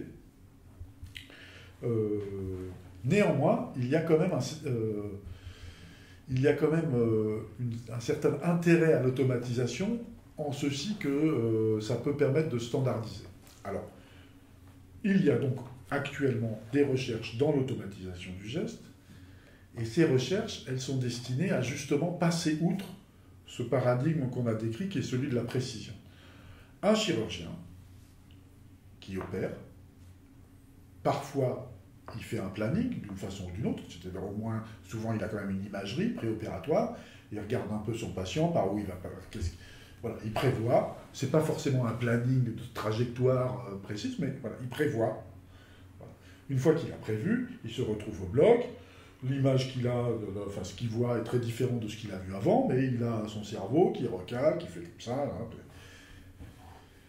Ce que les roboticiens ont traduit de ça, c'est j'ai au début un plan en 3D, je peux calculer une trajectoire, et je peux, avec un instrument, faire cette trajectoire. Ça, c'est ce que traduit un roboticien quand on lui parle de ça. Et puis, une fois que je suis arrivé à erreur égale 0, je peux balancer le traitement, etc. Bon, en fait, la chirurgie, c'est pas ça. C'est pas du tout ça. C'est-à-dire que le plan, ça sert à... C'est quand vous regardez le plan avant de partir. Okay. Ensuite, vous avez peut-être votre GPS qui vous dit un peu comment y aller. Bon, c'est bien, vous avez les indications. Mais le truc important, la chirurgie, c'est au moment où vous garez. Et je vous défie de vous garer en fermant les yeux et en regardant que votre GPS. Parce qu'en réalité, là, vous avez d'autres informations. Vous avez touché, vous avez... Ce que vous faites dans la chirurgie quand vous arrivez, ça n'est pas de la géométrie. Okay. Et donc, on a cette activité, nous, dans le cadre notamment de la chirurgie du rachis, il y a tout toute une partie de la communauté qui travaille à essayer d'intégrer beaucoup d'informations avec plein de capteurs qu'on va ajouter, des capteurs qui mesurent si c'est dur, si c'est mou, si c'est mouillé, si c'est sec, si ça fait du bruit, si ça fait pas du bruit. Tous ces senseurs que le chirurgien a pour essayer justement, via de l'intelligence artificielle, de caractériser un peu et de voir non pas si on est juste au millimètre, mais si on est au bon endroit, si ça se passe comme on avait prévu, etc. Et donc ça, c'est un autre enjeu. Et c'est un enjeu dont on pense qu'il va permettre d'automatiser non pas des scènes chirurgicales complètes ou des opérations chirurgicales complètes, mais des parties de chirurgie. Donc en résumé, et peut-être si tu as de quoi rebondir sur l'un, ou sinon on passe aux questions, c'est toi qui décideras. Soit tu peux rebondir sur un peu de futur, mais en gros, c'est des données, de l'intelligence artificielle, de l'interface. Oui, c'est ça. Les données pour le chirurgien, il peut y avoir une aide même intellectuelle, c'est-à-dire les variations. Vous savez, le problème de la médecine, enfin, tu l'as très bien dit, l'homme, il n'y a pas deux hommes, enfin, il n'y a pas deux fois comme... vous n'avez pas la même tête que personne, ou quasi, on a quelques sosies, mais pas beaucoup. Et globalement, c'est exactement pareil. Personne n'a le même organe deux fois. Enfin, on n'a pas tout à fait, c'est presque le même, mais pas tout à fait. Et surtout... ça, l'exemple du GPS est parfait, parce que le GPS, il est très bien, il vous donne la route, mais il ne vous dit pas s'il y a des voitures sur la route, ni des camions, ni des travaux. Les travaux, c'est pas prévu. Or, nous, quand on ne peut pas dire, bah, tiens, s'il y a un travaux, je verrai bien, non. Il faut qu'on puisse l'anticiper, et ça, le robot, il ne peut pas le faire, parce que les travaux, c'est pas dans le GPS. C'est vraiment exactement la comparaison. Et il faut que l'on ait. Par contre, il y a des situations que le chirurgien ne peut pas connaître. On ne peut pas tout connaître. D'abord, on ne peut pas tout lire. Vous savez bien, les publications, c'est terminé. On ne peut pas lire toutes les publications, ce n'est pas vrai. Et on ne peut pas surtout connaître toutes les variantes humaines. C'est impossible. Les variations, alors on en connaît les principales, anatomiques, c'est pour ça qu'on fait quand même on apprend un peu l'anatomie humaine, mais ce qui intéresse le chirurgien, ce n'est pas l'anatomie humaine, c'est les variantes de l'anatomie humaine. Et il y a des variantes qu'on n'a jamais vues. Donc là, on peut imaginer aussi que dans le futur, la base de données soit telle qu'on ait un accès qui nous permette d'aider au bloc opératoire. Parce que, bizarrement, ça va vous faire sourire, mais j'avais un de mes collègues que j'aime beaucoup, qui est un très bon chirurgien, qui disait un jour, je ne sais pas quoi, on lui dit, mais au bloc, quand tu fais ça, à quoi tu penses? Et il répond, moi, au bloc, je réfléchis le moins possible. Mais c'était ça, il ne faut pas être ennuyé par des questions de fondamentales. Il faut avoir le projet, et puis après s'appliquer à suivre le malade sans trop réfléchir. Il ne faut pas reconstruire tout le foie dans votre tête.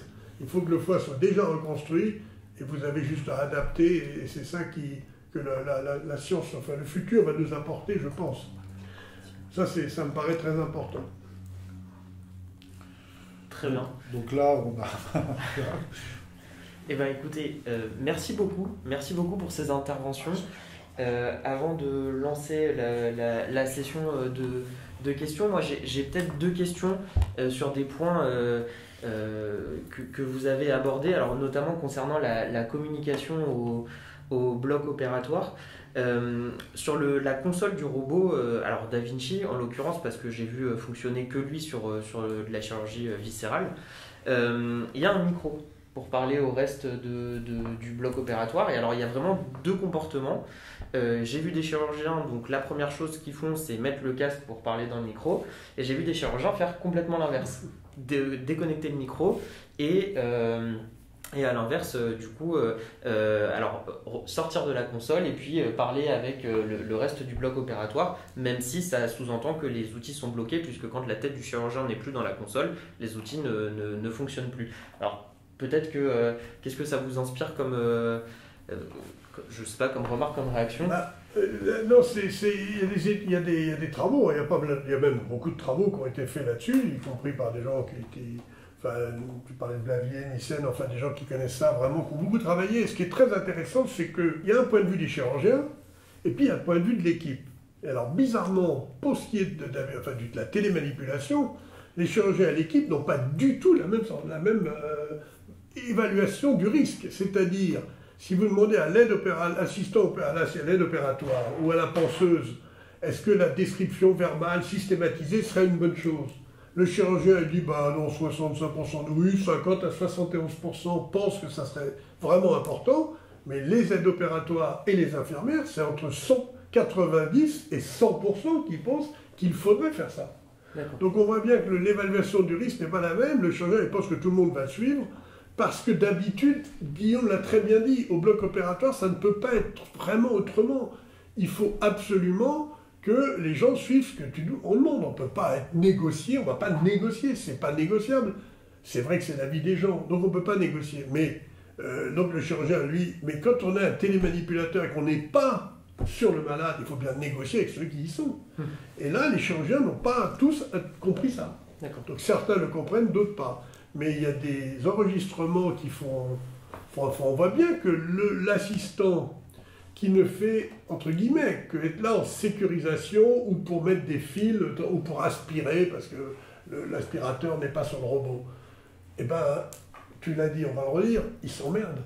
Et ça, c'est terrible, parce qu'il n'est pas trop intéressé, c'est pas lui qui fait, il n'a pas la même image 3D que le chirurgien, il a une image 2D, enfin, et donc on sort une partie de l'équipe de l'intérêt. Et on voit bien d'ailleurs, moi j'avais fait un peu de robot, puis c'était les chirurgies, puis j'ai arrêté, parce qu'on voyait bien que les gens ils parlaient entre eux, et moi j'opérais, je demandais des trucs, et je voyais qu'ils étaient en train de causer parce qu'ils s'ennuient.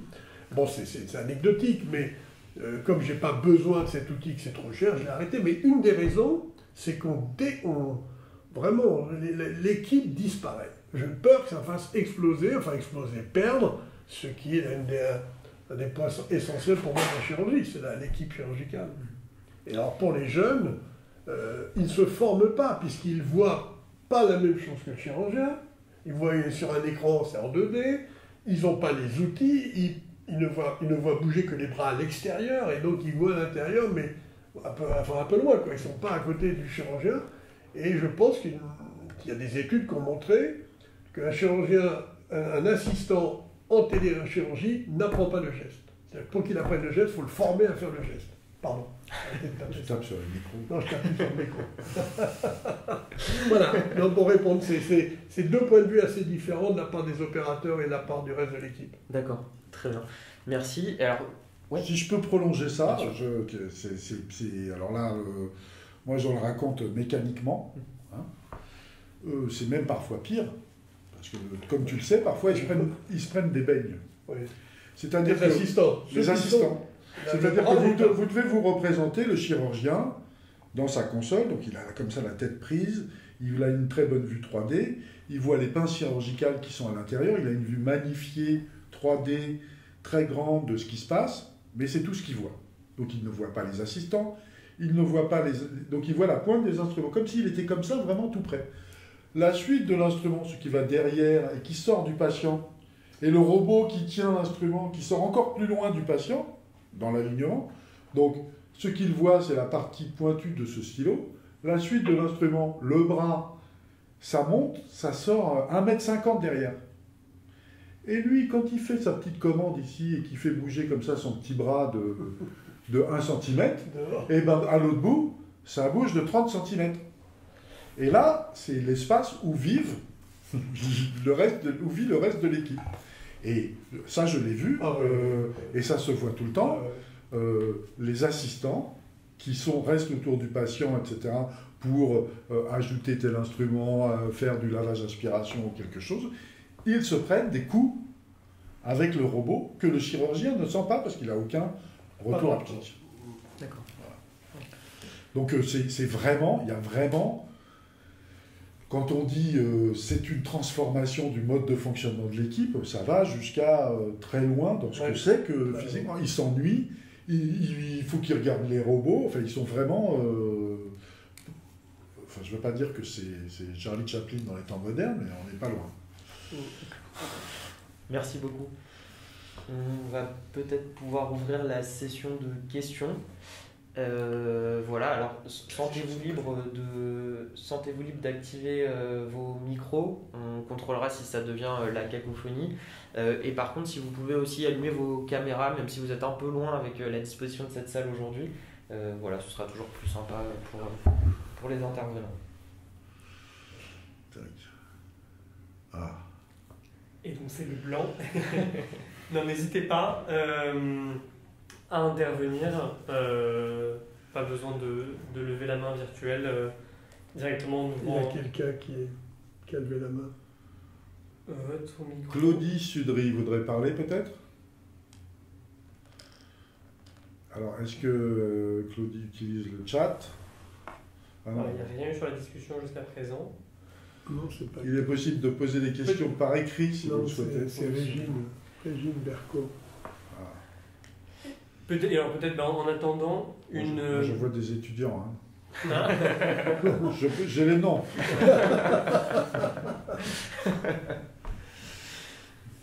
Non, peut-être en attendant une question sur la façon dont ça reconfigure les relations entre les gens du bloc.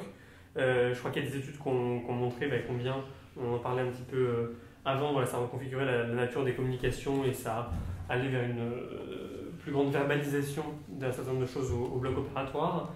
Et une question sur la façon dont ça change le travail de l'IBOD.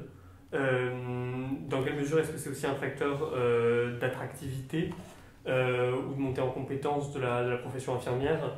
Je pose la question parce que là tout à l'heure j'étais au bloc à Necker où des IBOD venaient d'être prises à un DU de chirurgie robotique et m'expliquaient combien voilà, c'était valorisant et source d'épanouissement pour elles. Il y a une chose, d'abord, elles ont une place. Alors, quand Guillaume l'a dit, enfin, il a parlé assez rapidement, mais un des problèmes de la robotique aujourd'hui, tout ça, bon, certainement s'améliorer, mais enfin, quand même, ça existe depuis. Moi, je faisais la robotique en 99 avec le premier modèle Da Vinci, ça s'appelait Mona d'ailleurs, on était à Bruxelles, et à l'époque, et ça mettait un temps fou à s'installer, ça va plus, mais ça reste, ça prolonge l'opération, la robotique. Enfin, la télémanipulation actuelle rallonge les opérations. C'est sûr que ça dépend des penseuses. Une équipe, et donc une équipe au bloc de penseuses circulantes ou aides opératoires bien formées qui vont faire le robot, moi j'en vois, pas dans mon équipe, mais pas loin de moi dans l'hôpital, elles sont formées de manière incroyablement efficace, elles sont très fières parce que c'est elles qui font activer le système et ça repose entièrement sur elles. Le chirurgien ne fait rien, il n'installe pas le robot. Je ne suis même pas sûr qu'il saurait le faire. Mais stériliser les bras, enfin, etc. Donc, préparer les outils, tout ça, ça leur donne un métier plus intéressant. Il a dit que prendre une pince et de la poser. C'est sûr que c'est plus valorisant de travailler à côté d'une machine quand même magnifique, moderne, etc. Mais si on parle du geste opératoire lui-même, les infirmières, elles, ça ne les dérange pas. De toute façon, enfin, l'aide opératoire, elle donnait des outils. Là, elle prépare les outils suivants, mais c'est pas très différent. Par contre, elle voit une chirurgie qui est, c'est vrai que c'est, comme on dit, c'est très stable, l'image est très stable, c'est très précis, c'est petit. Bon, non, le vrai problème, c'est l'assistant chirurgien. C'est l'aide opératoire. Quand c'est des chirurgiens, il y a des endroits en clinique où il n'y a pas d'aide opératoire chirurgien. Donc là, évidemment, l'infirmière devient la première aide. Pour elle, c'est probablement plus intéressant que de faire. Donc, je dirais que c'est un peu ambivalent. Ils sont moins concernés et en même temps, c'est quand même, c'est quelque chose c'est assez beau quand même. C'est quelque chose de magnifique. Moi, voilà, j'ai des grandes réserves éthiques pour la finance de l'hôpital public, quoi. C'est un vrai problème, je pense. Aux États-Unis, les gens payent. En Suisse, les gens payent. C'est lent. Voilà, mais ça fait une médecine à deux vitesses. Alors, ça coûte pas cher au public, mais c'est une médecine à deux vitesses. Moi, c'est ça mon grand souci avec aujourd'hui la télémanipulation. Si je peux compléter et peut-être compléter sur l'aspect de valorisation que vous avez évoqué dans votre question. Oui, les personnels qui travaillent avec... quand vous travaillez avec un matériel, ne serait-ce que le prix, alors là, quand on vous a confié, on vous a mis entre les mains une machine à 2 millions d'euros c'est rien que ça, c'est valorisant en soi. Parce que vous avez la super machine. En effet, je le redis, il y a un facteur wow, mais il y a aussi un facteur, enfin, je le redis à ceux qui nous écoutent, vous pouvez regarder sur Internet, quand vous voyez les vues externes de cette grande araignée qui est au-dessus du patient, quand vous êtes juste à proximité, qu'elle bouge comme ça, etc., c'est une projection, alors pour le coup, qui n'est pas très valorisante. Vous êtes plongé, c'est ce qu'on disait, dans cet univers de machines, etc. Donc il y a les deux aspects, mais si on s'intéresse au territoire socio-professionnel, pour dire ça, il est clair, et c'est quelque chose d'absolument établi, pas seulement avec les robots, mais pour toute technologie d'imagerie, etc., les gros investissements technologiques dans les hôpitaux contribuent à structurer ces répartitions, ces territoires professionnels. Celui qui a la grosse machine, c'est le gros patron, et les équipes sont valorisées quand elles sont avec les gros patrons. Enfin, elles préfèrent opérer avec le grand chirurgien qui a le chef de service, qui a le... Voilà, et ça, c'est une réalité qui contribue au développement de ces machines, parfois au détriment de considérations plus basiques comme est-ce que ça vaut vraiment cet argent-là, mais bon. Il y a quelqu'un qui nous... Il y a effectivement Régine Berco qui a levé la main et que nous saluons puisqu'elle était intervenue Merci beaucoup pour vos interventions, fort intéressantes. J'avais une question concernant la formation. Donc je crois avoir bien compris que les assistants, lorsqu'ils interviennent avec des robots, ont beaucoup de mal à se former parce qu'ils n'ont pas la visibilité de toute l'intervention. Et donc, je me posais la question pour l'avenir, est-ce que ça ne pose pas la question d'un institut de formation des chirurgiens cet institut aurait des robots à disposition pour former les nouveaux arrivants. C'est-à-dire qu'au lieu de les former sur le tas comme on faisait avant, enfin sur le tas entre guillemets, par compagnonnage, lors des interventions, on aurait des moments dédiés dans un institut de formation. Est-ce que ça, c'est pas une question à l'ordre du jour? Alors, oui, merci de cette question. C'est même tellement à l'ordre du jour que les gens s'alertent et s'inquiètent du fait qu'aujourd'hui, cette formation est confiée aux fabricants du robot. Et ça, c'est... Donc, il y a des sessions, elles sont pas mal faites, il faut être honnête. C'est pour les infirmières, enfin pour l'équipe, quand ils installent un robot, ils font des sessions de formation qui sont pas du tout 3 minutes. C'est de la vraie formation. Il faut aller dans un endroit, il faut y aller, où ils vont être formés. Mais ça, c'est fait par le professionnel. C'est pas fait par des enseignants chirurgiens ou universitaires. Donc, ça pose, c'est vrai, un certain problème. Maintenant, ça c'est le premier. Le deuxième problème que ça peut poser, c'est que les choix de ce que l'on veut apprendre avec un assistant qui veut se former, c'est est-ce qu'on lui apprend à être un bon assistant avec Da Vinci, ce qui peut s'entendre pour l'infirmière Ibod, qui a là pour rôle d'être assistante du chirurgien, mais pour un futur chirurgien, lui apprendre le robot, c'est pas trop compliqué, c'est ce que disait Guillaume, c'est waouh, je vais m'en servir, je sais faire des nœuds.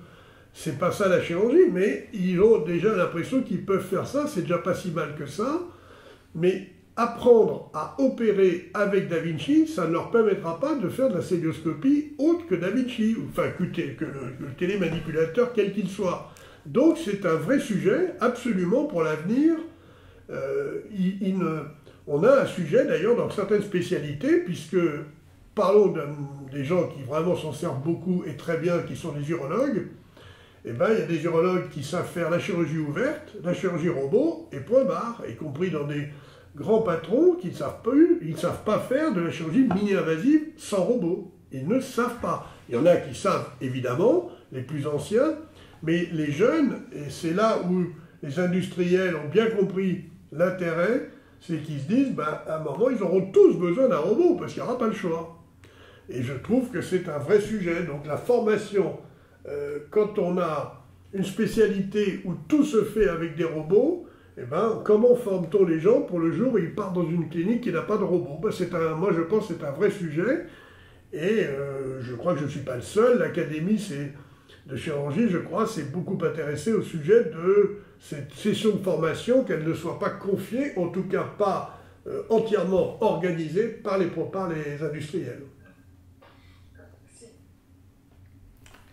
Alors, pour compléter, en effet, il y a des... Par exemple, je pense que l'IBOD qui te parlait aujourd'hui d'être inscrit en DI de chirurgie, c'était peut-être à Nancy, au Stade Institut. Donc là, c'est un centre de formation un petit peu indépendant, mais enfin un petit peu indépendant parce qu'ils ont aussi les machines, ils présentent aussi un matériel, etc. Et il y a un centre de formation à Strasbourg, que tu connais bien, donc, qui a, lui, eu la vision de le faire très tôt, on peut le reconnaître, à l'IRCAN à Strasbourg. À chaque fois, se pose la question du lien avec le fabricant, parce que c'est des matériels dont le fonctionnement est assez spécifique au matériel lui-même. Et ensuite, la question que tu as évoquée, c'est celle qu'on appelle dans l'apprentissage la question de la transférabilité. C'est-à-dire, quand vous apprenez une habileté dans une certaine modalité, est-ce que vous allez pouvoir transférer dans une autre? Et là, il y a des études qui ont été faites et qui ont été publiées et qui montrent qu'en effet, opérer avec un robot Da Vinci ne permet pas de faire cette chirurgie mini-invasive à la main, mais alors pas du tout. C'est un peu comme si vous êtes un champion de jeux vidéo de Formule 1, c'est bien, mais quand on vous met une vraie Formule 1 dans les mains, ça ne vous fait pas du tout, ça ne marche pas du tout pareil. Il se passe plein d'autres choses. Donc, voilà. Mais donc c'est ça la dépendance, et c'est ça le problème. Comme la Célio à la main est pénible, elle est fatigante, elle est objectivement, c'est une purge à apprendre pour les chirurgiens, et c'est une purge à pratiquer. Comme on a ce truc qui fait le boulot quand ça marche, etc. Voilà, et on a un problème d'abandon. Alors, ça ne veut pas dire qu'on ne saura pas opérer les patients. On saura de nouveau les opérer, mais on fait 40 ans en arrière, c'est-à-dire qu'on saura les opérer avec nos grosses mains en les ouvrant. Là, voilà.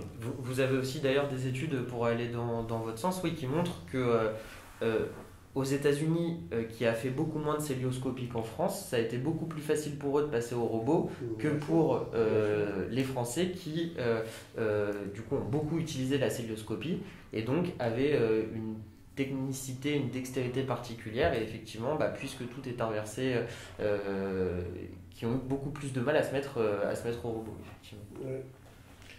Sur le chat, il y a Rosanne Azrou qui nous demande quelles mesures sont envisagées actuellement pour avoir un robot, disons, plus fin, moins encombrant et qui favorise plus la communication que le robot Da Vinci, sans que cela ait un impact sur la précision et la facilité de manipulation du robot.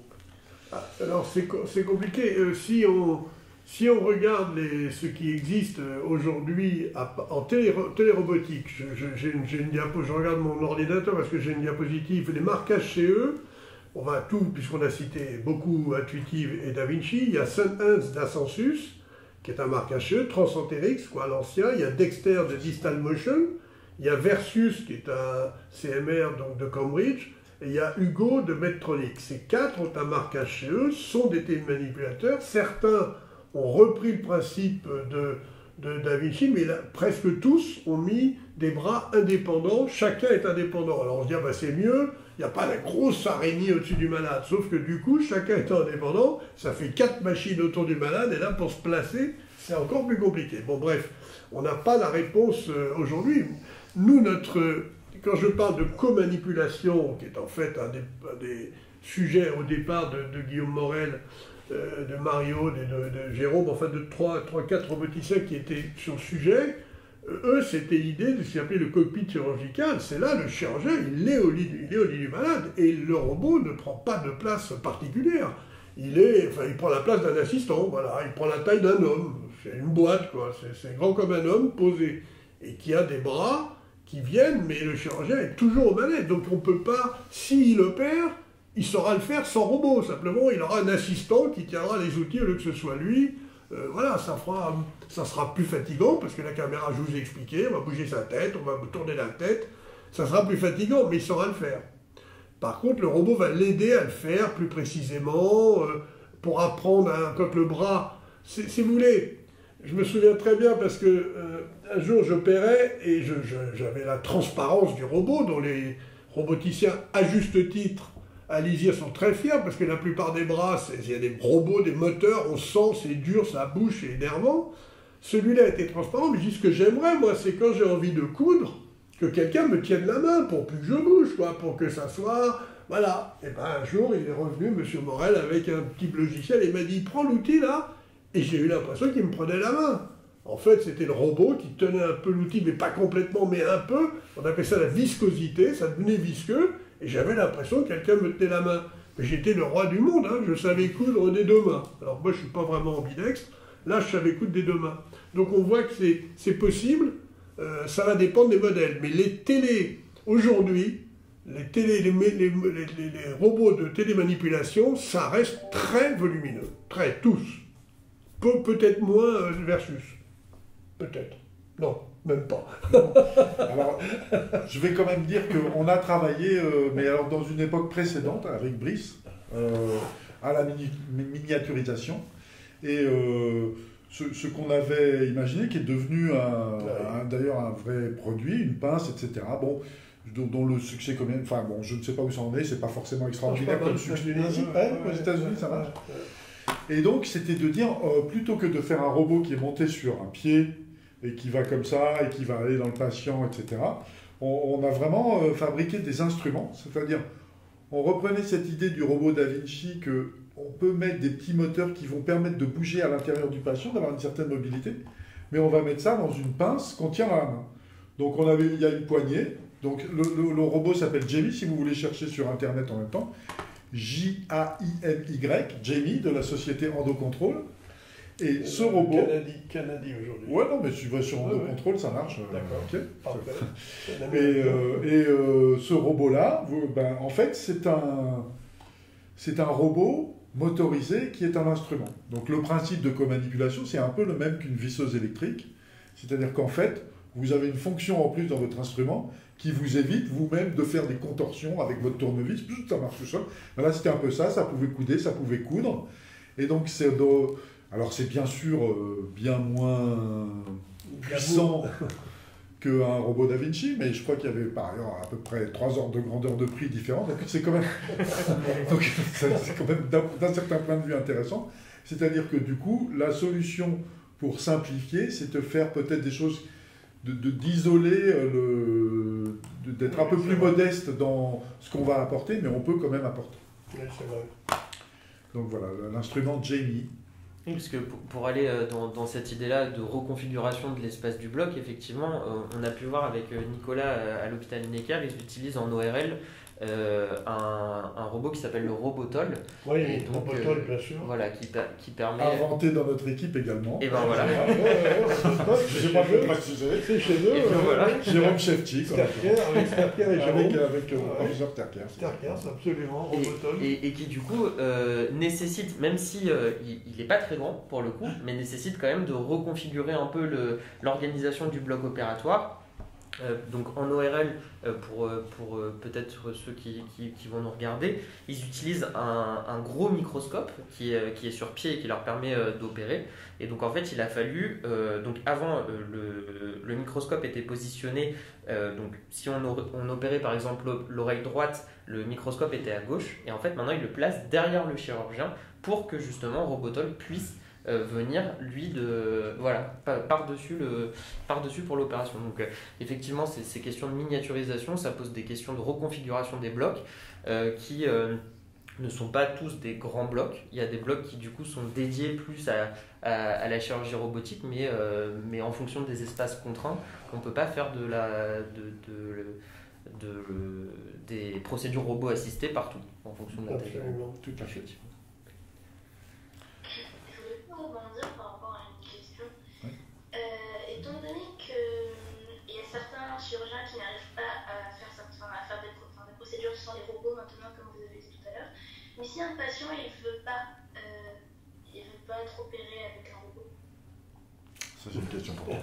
Alors, c'est assez rare. Hein. Comme l'a dit Guillaume, les marchands ont été très très forts, ce sont les malades ils ont démarché non pas les équipes chirurgicales, mais les malades, et aux États-Unis.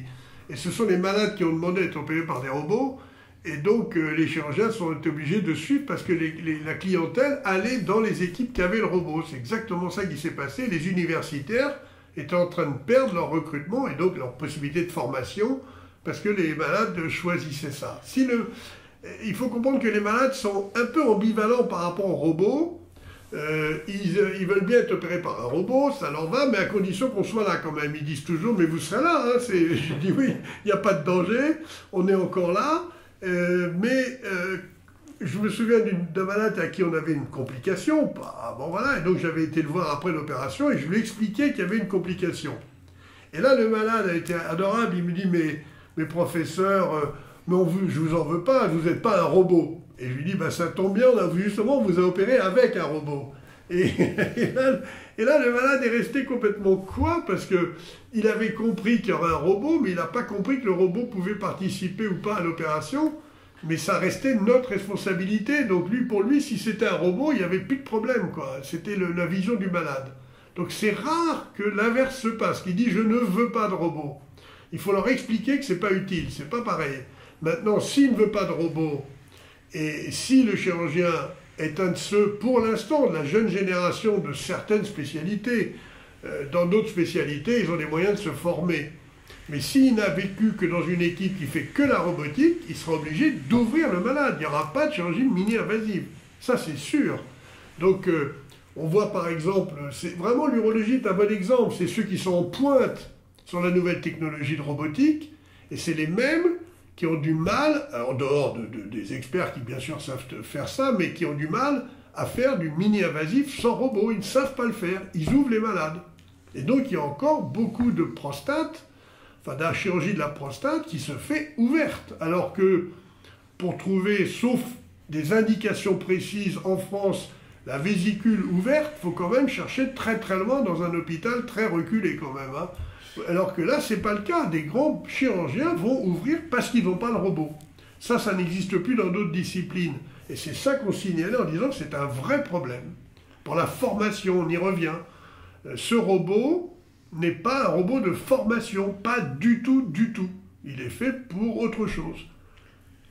Mais alors juste si je peux plaider pour la personne qui a posé cette question, je ne suis pas sûr que donc, la réponse est quand même, si moi je suis un patient et que je ne veux pas de robot, on ne va pas m'imposer un robot. Ah non. On va m'ouvrir en deux, mais on ne va pas m'imposer le robot.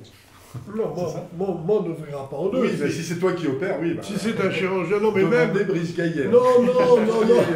Mais non, en chirurgie, mais non. Tout ce qui est digestif. Mais non, la chirurgie digestive, la chirurgie thoracique, la chirurgie gynéco, ils n'utilisent pas les robots, ils les utilisent de manière beaucoup plus exceptionnelle. C'est vraiment très spécifique de l'urologie, mais je vais vous expliquer pourquoi historiquement. Et la gynéco. La gynéco fait pas... Non, ils font beaucoup de célios, ils font plus beaucoup d'ouvertures. Non, voilà. Vous avez raison, ça sera fait soit par célio, mais il n'y a aucune obligation, jamais on peut vous imposer une chirurgie robot. Jamais.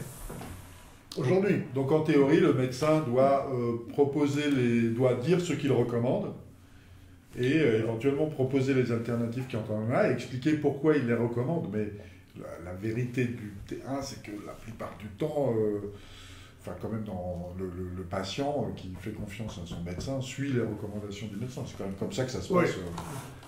C'est comme ça que ça se passe, mais vraiment je voudrais quand même insister que vous compreniez la différence entre un outil de haute technologie et la médecine. Eh bien, Da Vinci, moi j'entends des amis que j'aime bien, des gens compétents qui ne sont pas...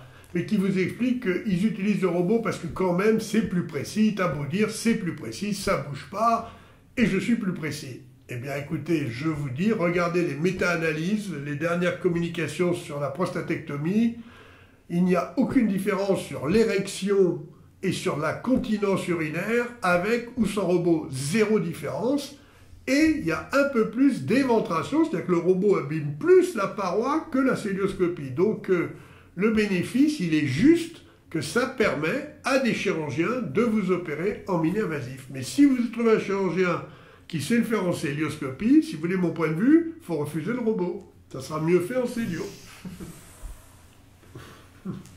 Il nous reste 10 petites minutes, donc est-ce qu'il y a... Il n'y a personne de la société Da Vinci parmi l'auditoire. Bah si, mais ça ne change rien. Pardon? J'avais une dernière question. Oui, bien sûr. D'un point de vue conception, comment on fait en sorte que le robot il rentre dans les exigences que tout va se stériliser dans un bloc opératoire? Alors, non, c'est pas tout à fait... Tout n'est pas stérilisable dans un bloc opératoire. Tout doit être désinfecté, mais la stérilisation de beaucoup d'instruments ne passerait pas les normes, enfin ne supporterait pas, notamment l'autoclave, Alors il y a d'autres techniques, le stérade, enfin je ne ferai pas un cours sur la stérilisation, mais en réalité, tout ce qui n'est pas stérilisable se met dans des gaines stériles. Donc pour ce qui est de Da Vinci et pour le Moon, mon robot Maestro, enfin mon robot, le robot sur lequel je travaille, c'est pareil, on le met dans des gaines stériles, voilà. Mais sinon, il y a des appareils comme les échographes qui peuvent aller au stérade, qui est une autre façon de stériliser, sans brûler, sans mettre des atmosphères à des hyperpressions. Donc tout n'est pas stérilisable dans un bloc. Tout est désinfecté, désinfectable, mais pas stérilisable. Ce qui rentre dans le malade est stérile, ça je vous confirme. Les outils, eux, ils sont stériles. Mais c'est les outils, ils sont connectés à l'extérieur, et à l'extérieur, le robot est gainé dans une gaine stérile. Donc c'est comme un grand sac plastique qui est stérile. Voilà, c'est comme un chirurgien. Le chirurgien, il est gainé dans sa casaque opératoire avec sa bavette et le chapeau, mais il n'est pas stérile. Hein. Ça se saurait. Par ailleurs, pour élargir votre question, c'est un peu ce que j'évoquais tout à l'heure quand je parlais de l'industrialisation. Voilà. Donc actuellement, Brice Gaillet est engagé dans ce processus de créer un nouveau robot, ce robot Maestro avec la société Moon Surgical.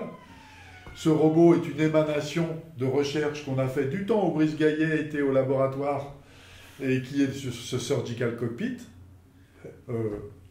Et nous, on a démontré, on a fabriqué un prototype tout à fait efficient d'un point de vue pratique, qu'on a été capable de valider dans un contexte en allant jusqu'à, on parlait d'expérimentation animale, on a fait une expérimentation animale, on a tout montré, etc.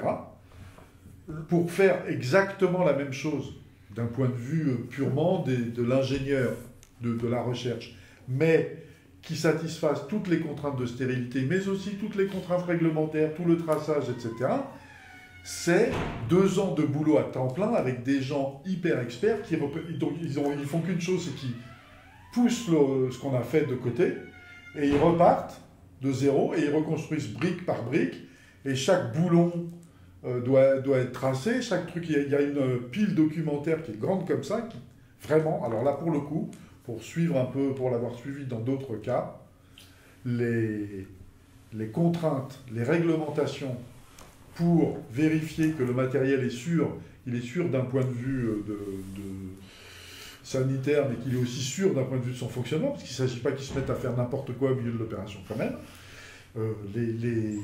Les dossiers de certification, les analyses de sécurité, etc., sont vraiment très, très, très, très, très sérieuses. Hein. Voilà.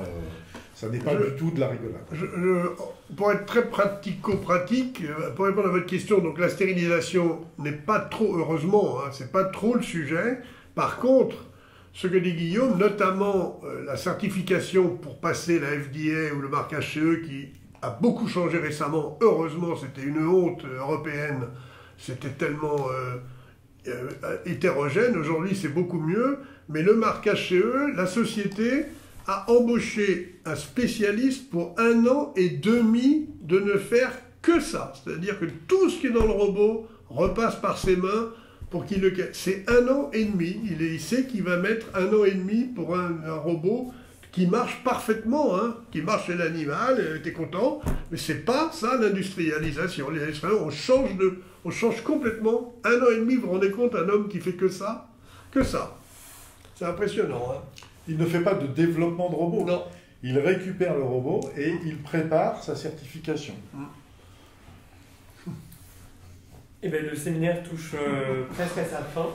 Donc déjà, vous remercier très sincèrement, professeur Morel, professeur Gaillet, pour vos interventions.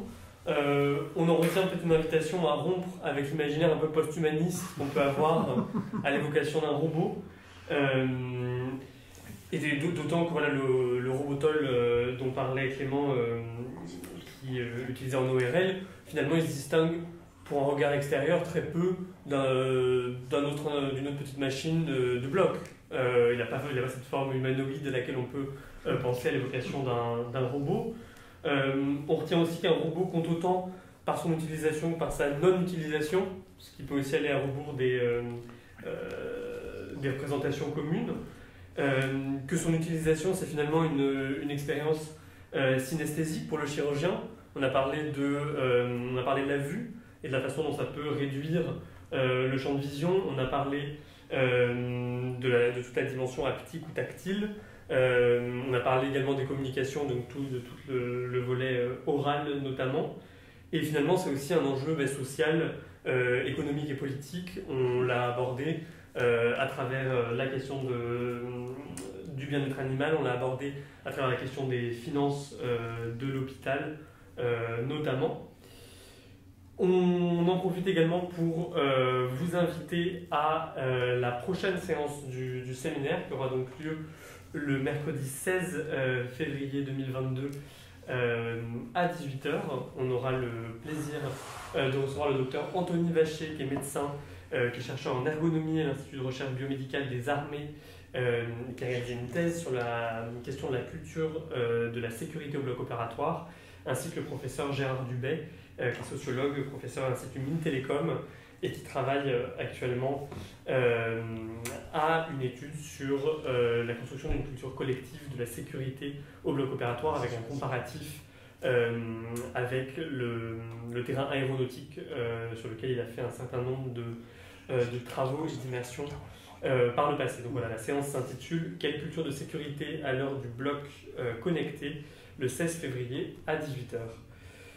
Merci beaucoup. Et puis, donc, comme d'habitude, la séance sera visionnable d'ici quelques jours sur le site et les réseaux de la chaire grâce à notre webmaster et vidéaste multicasquette Virgile. Très bonne soirée et à bientôt.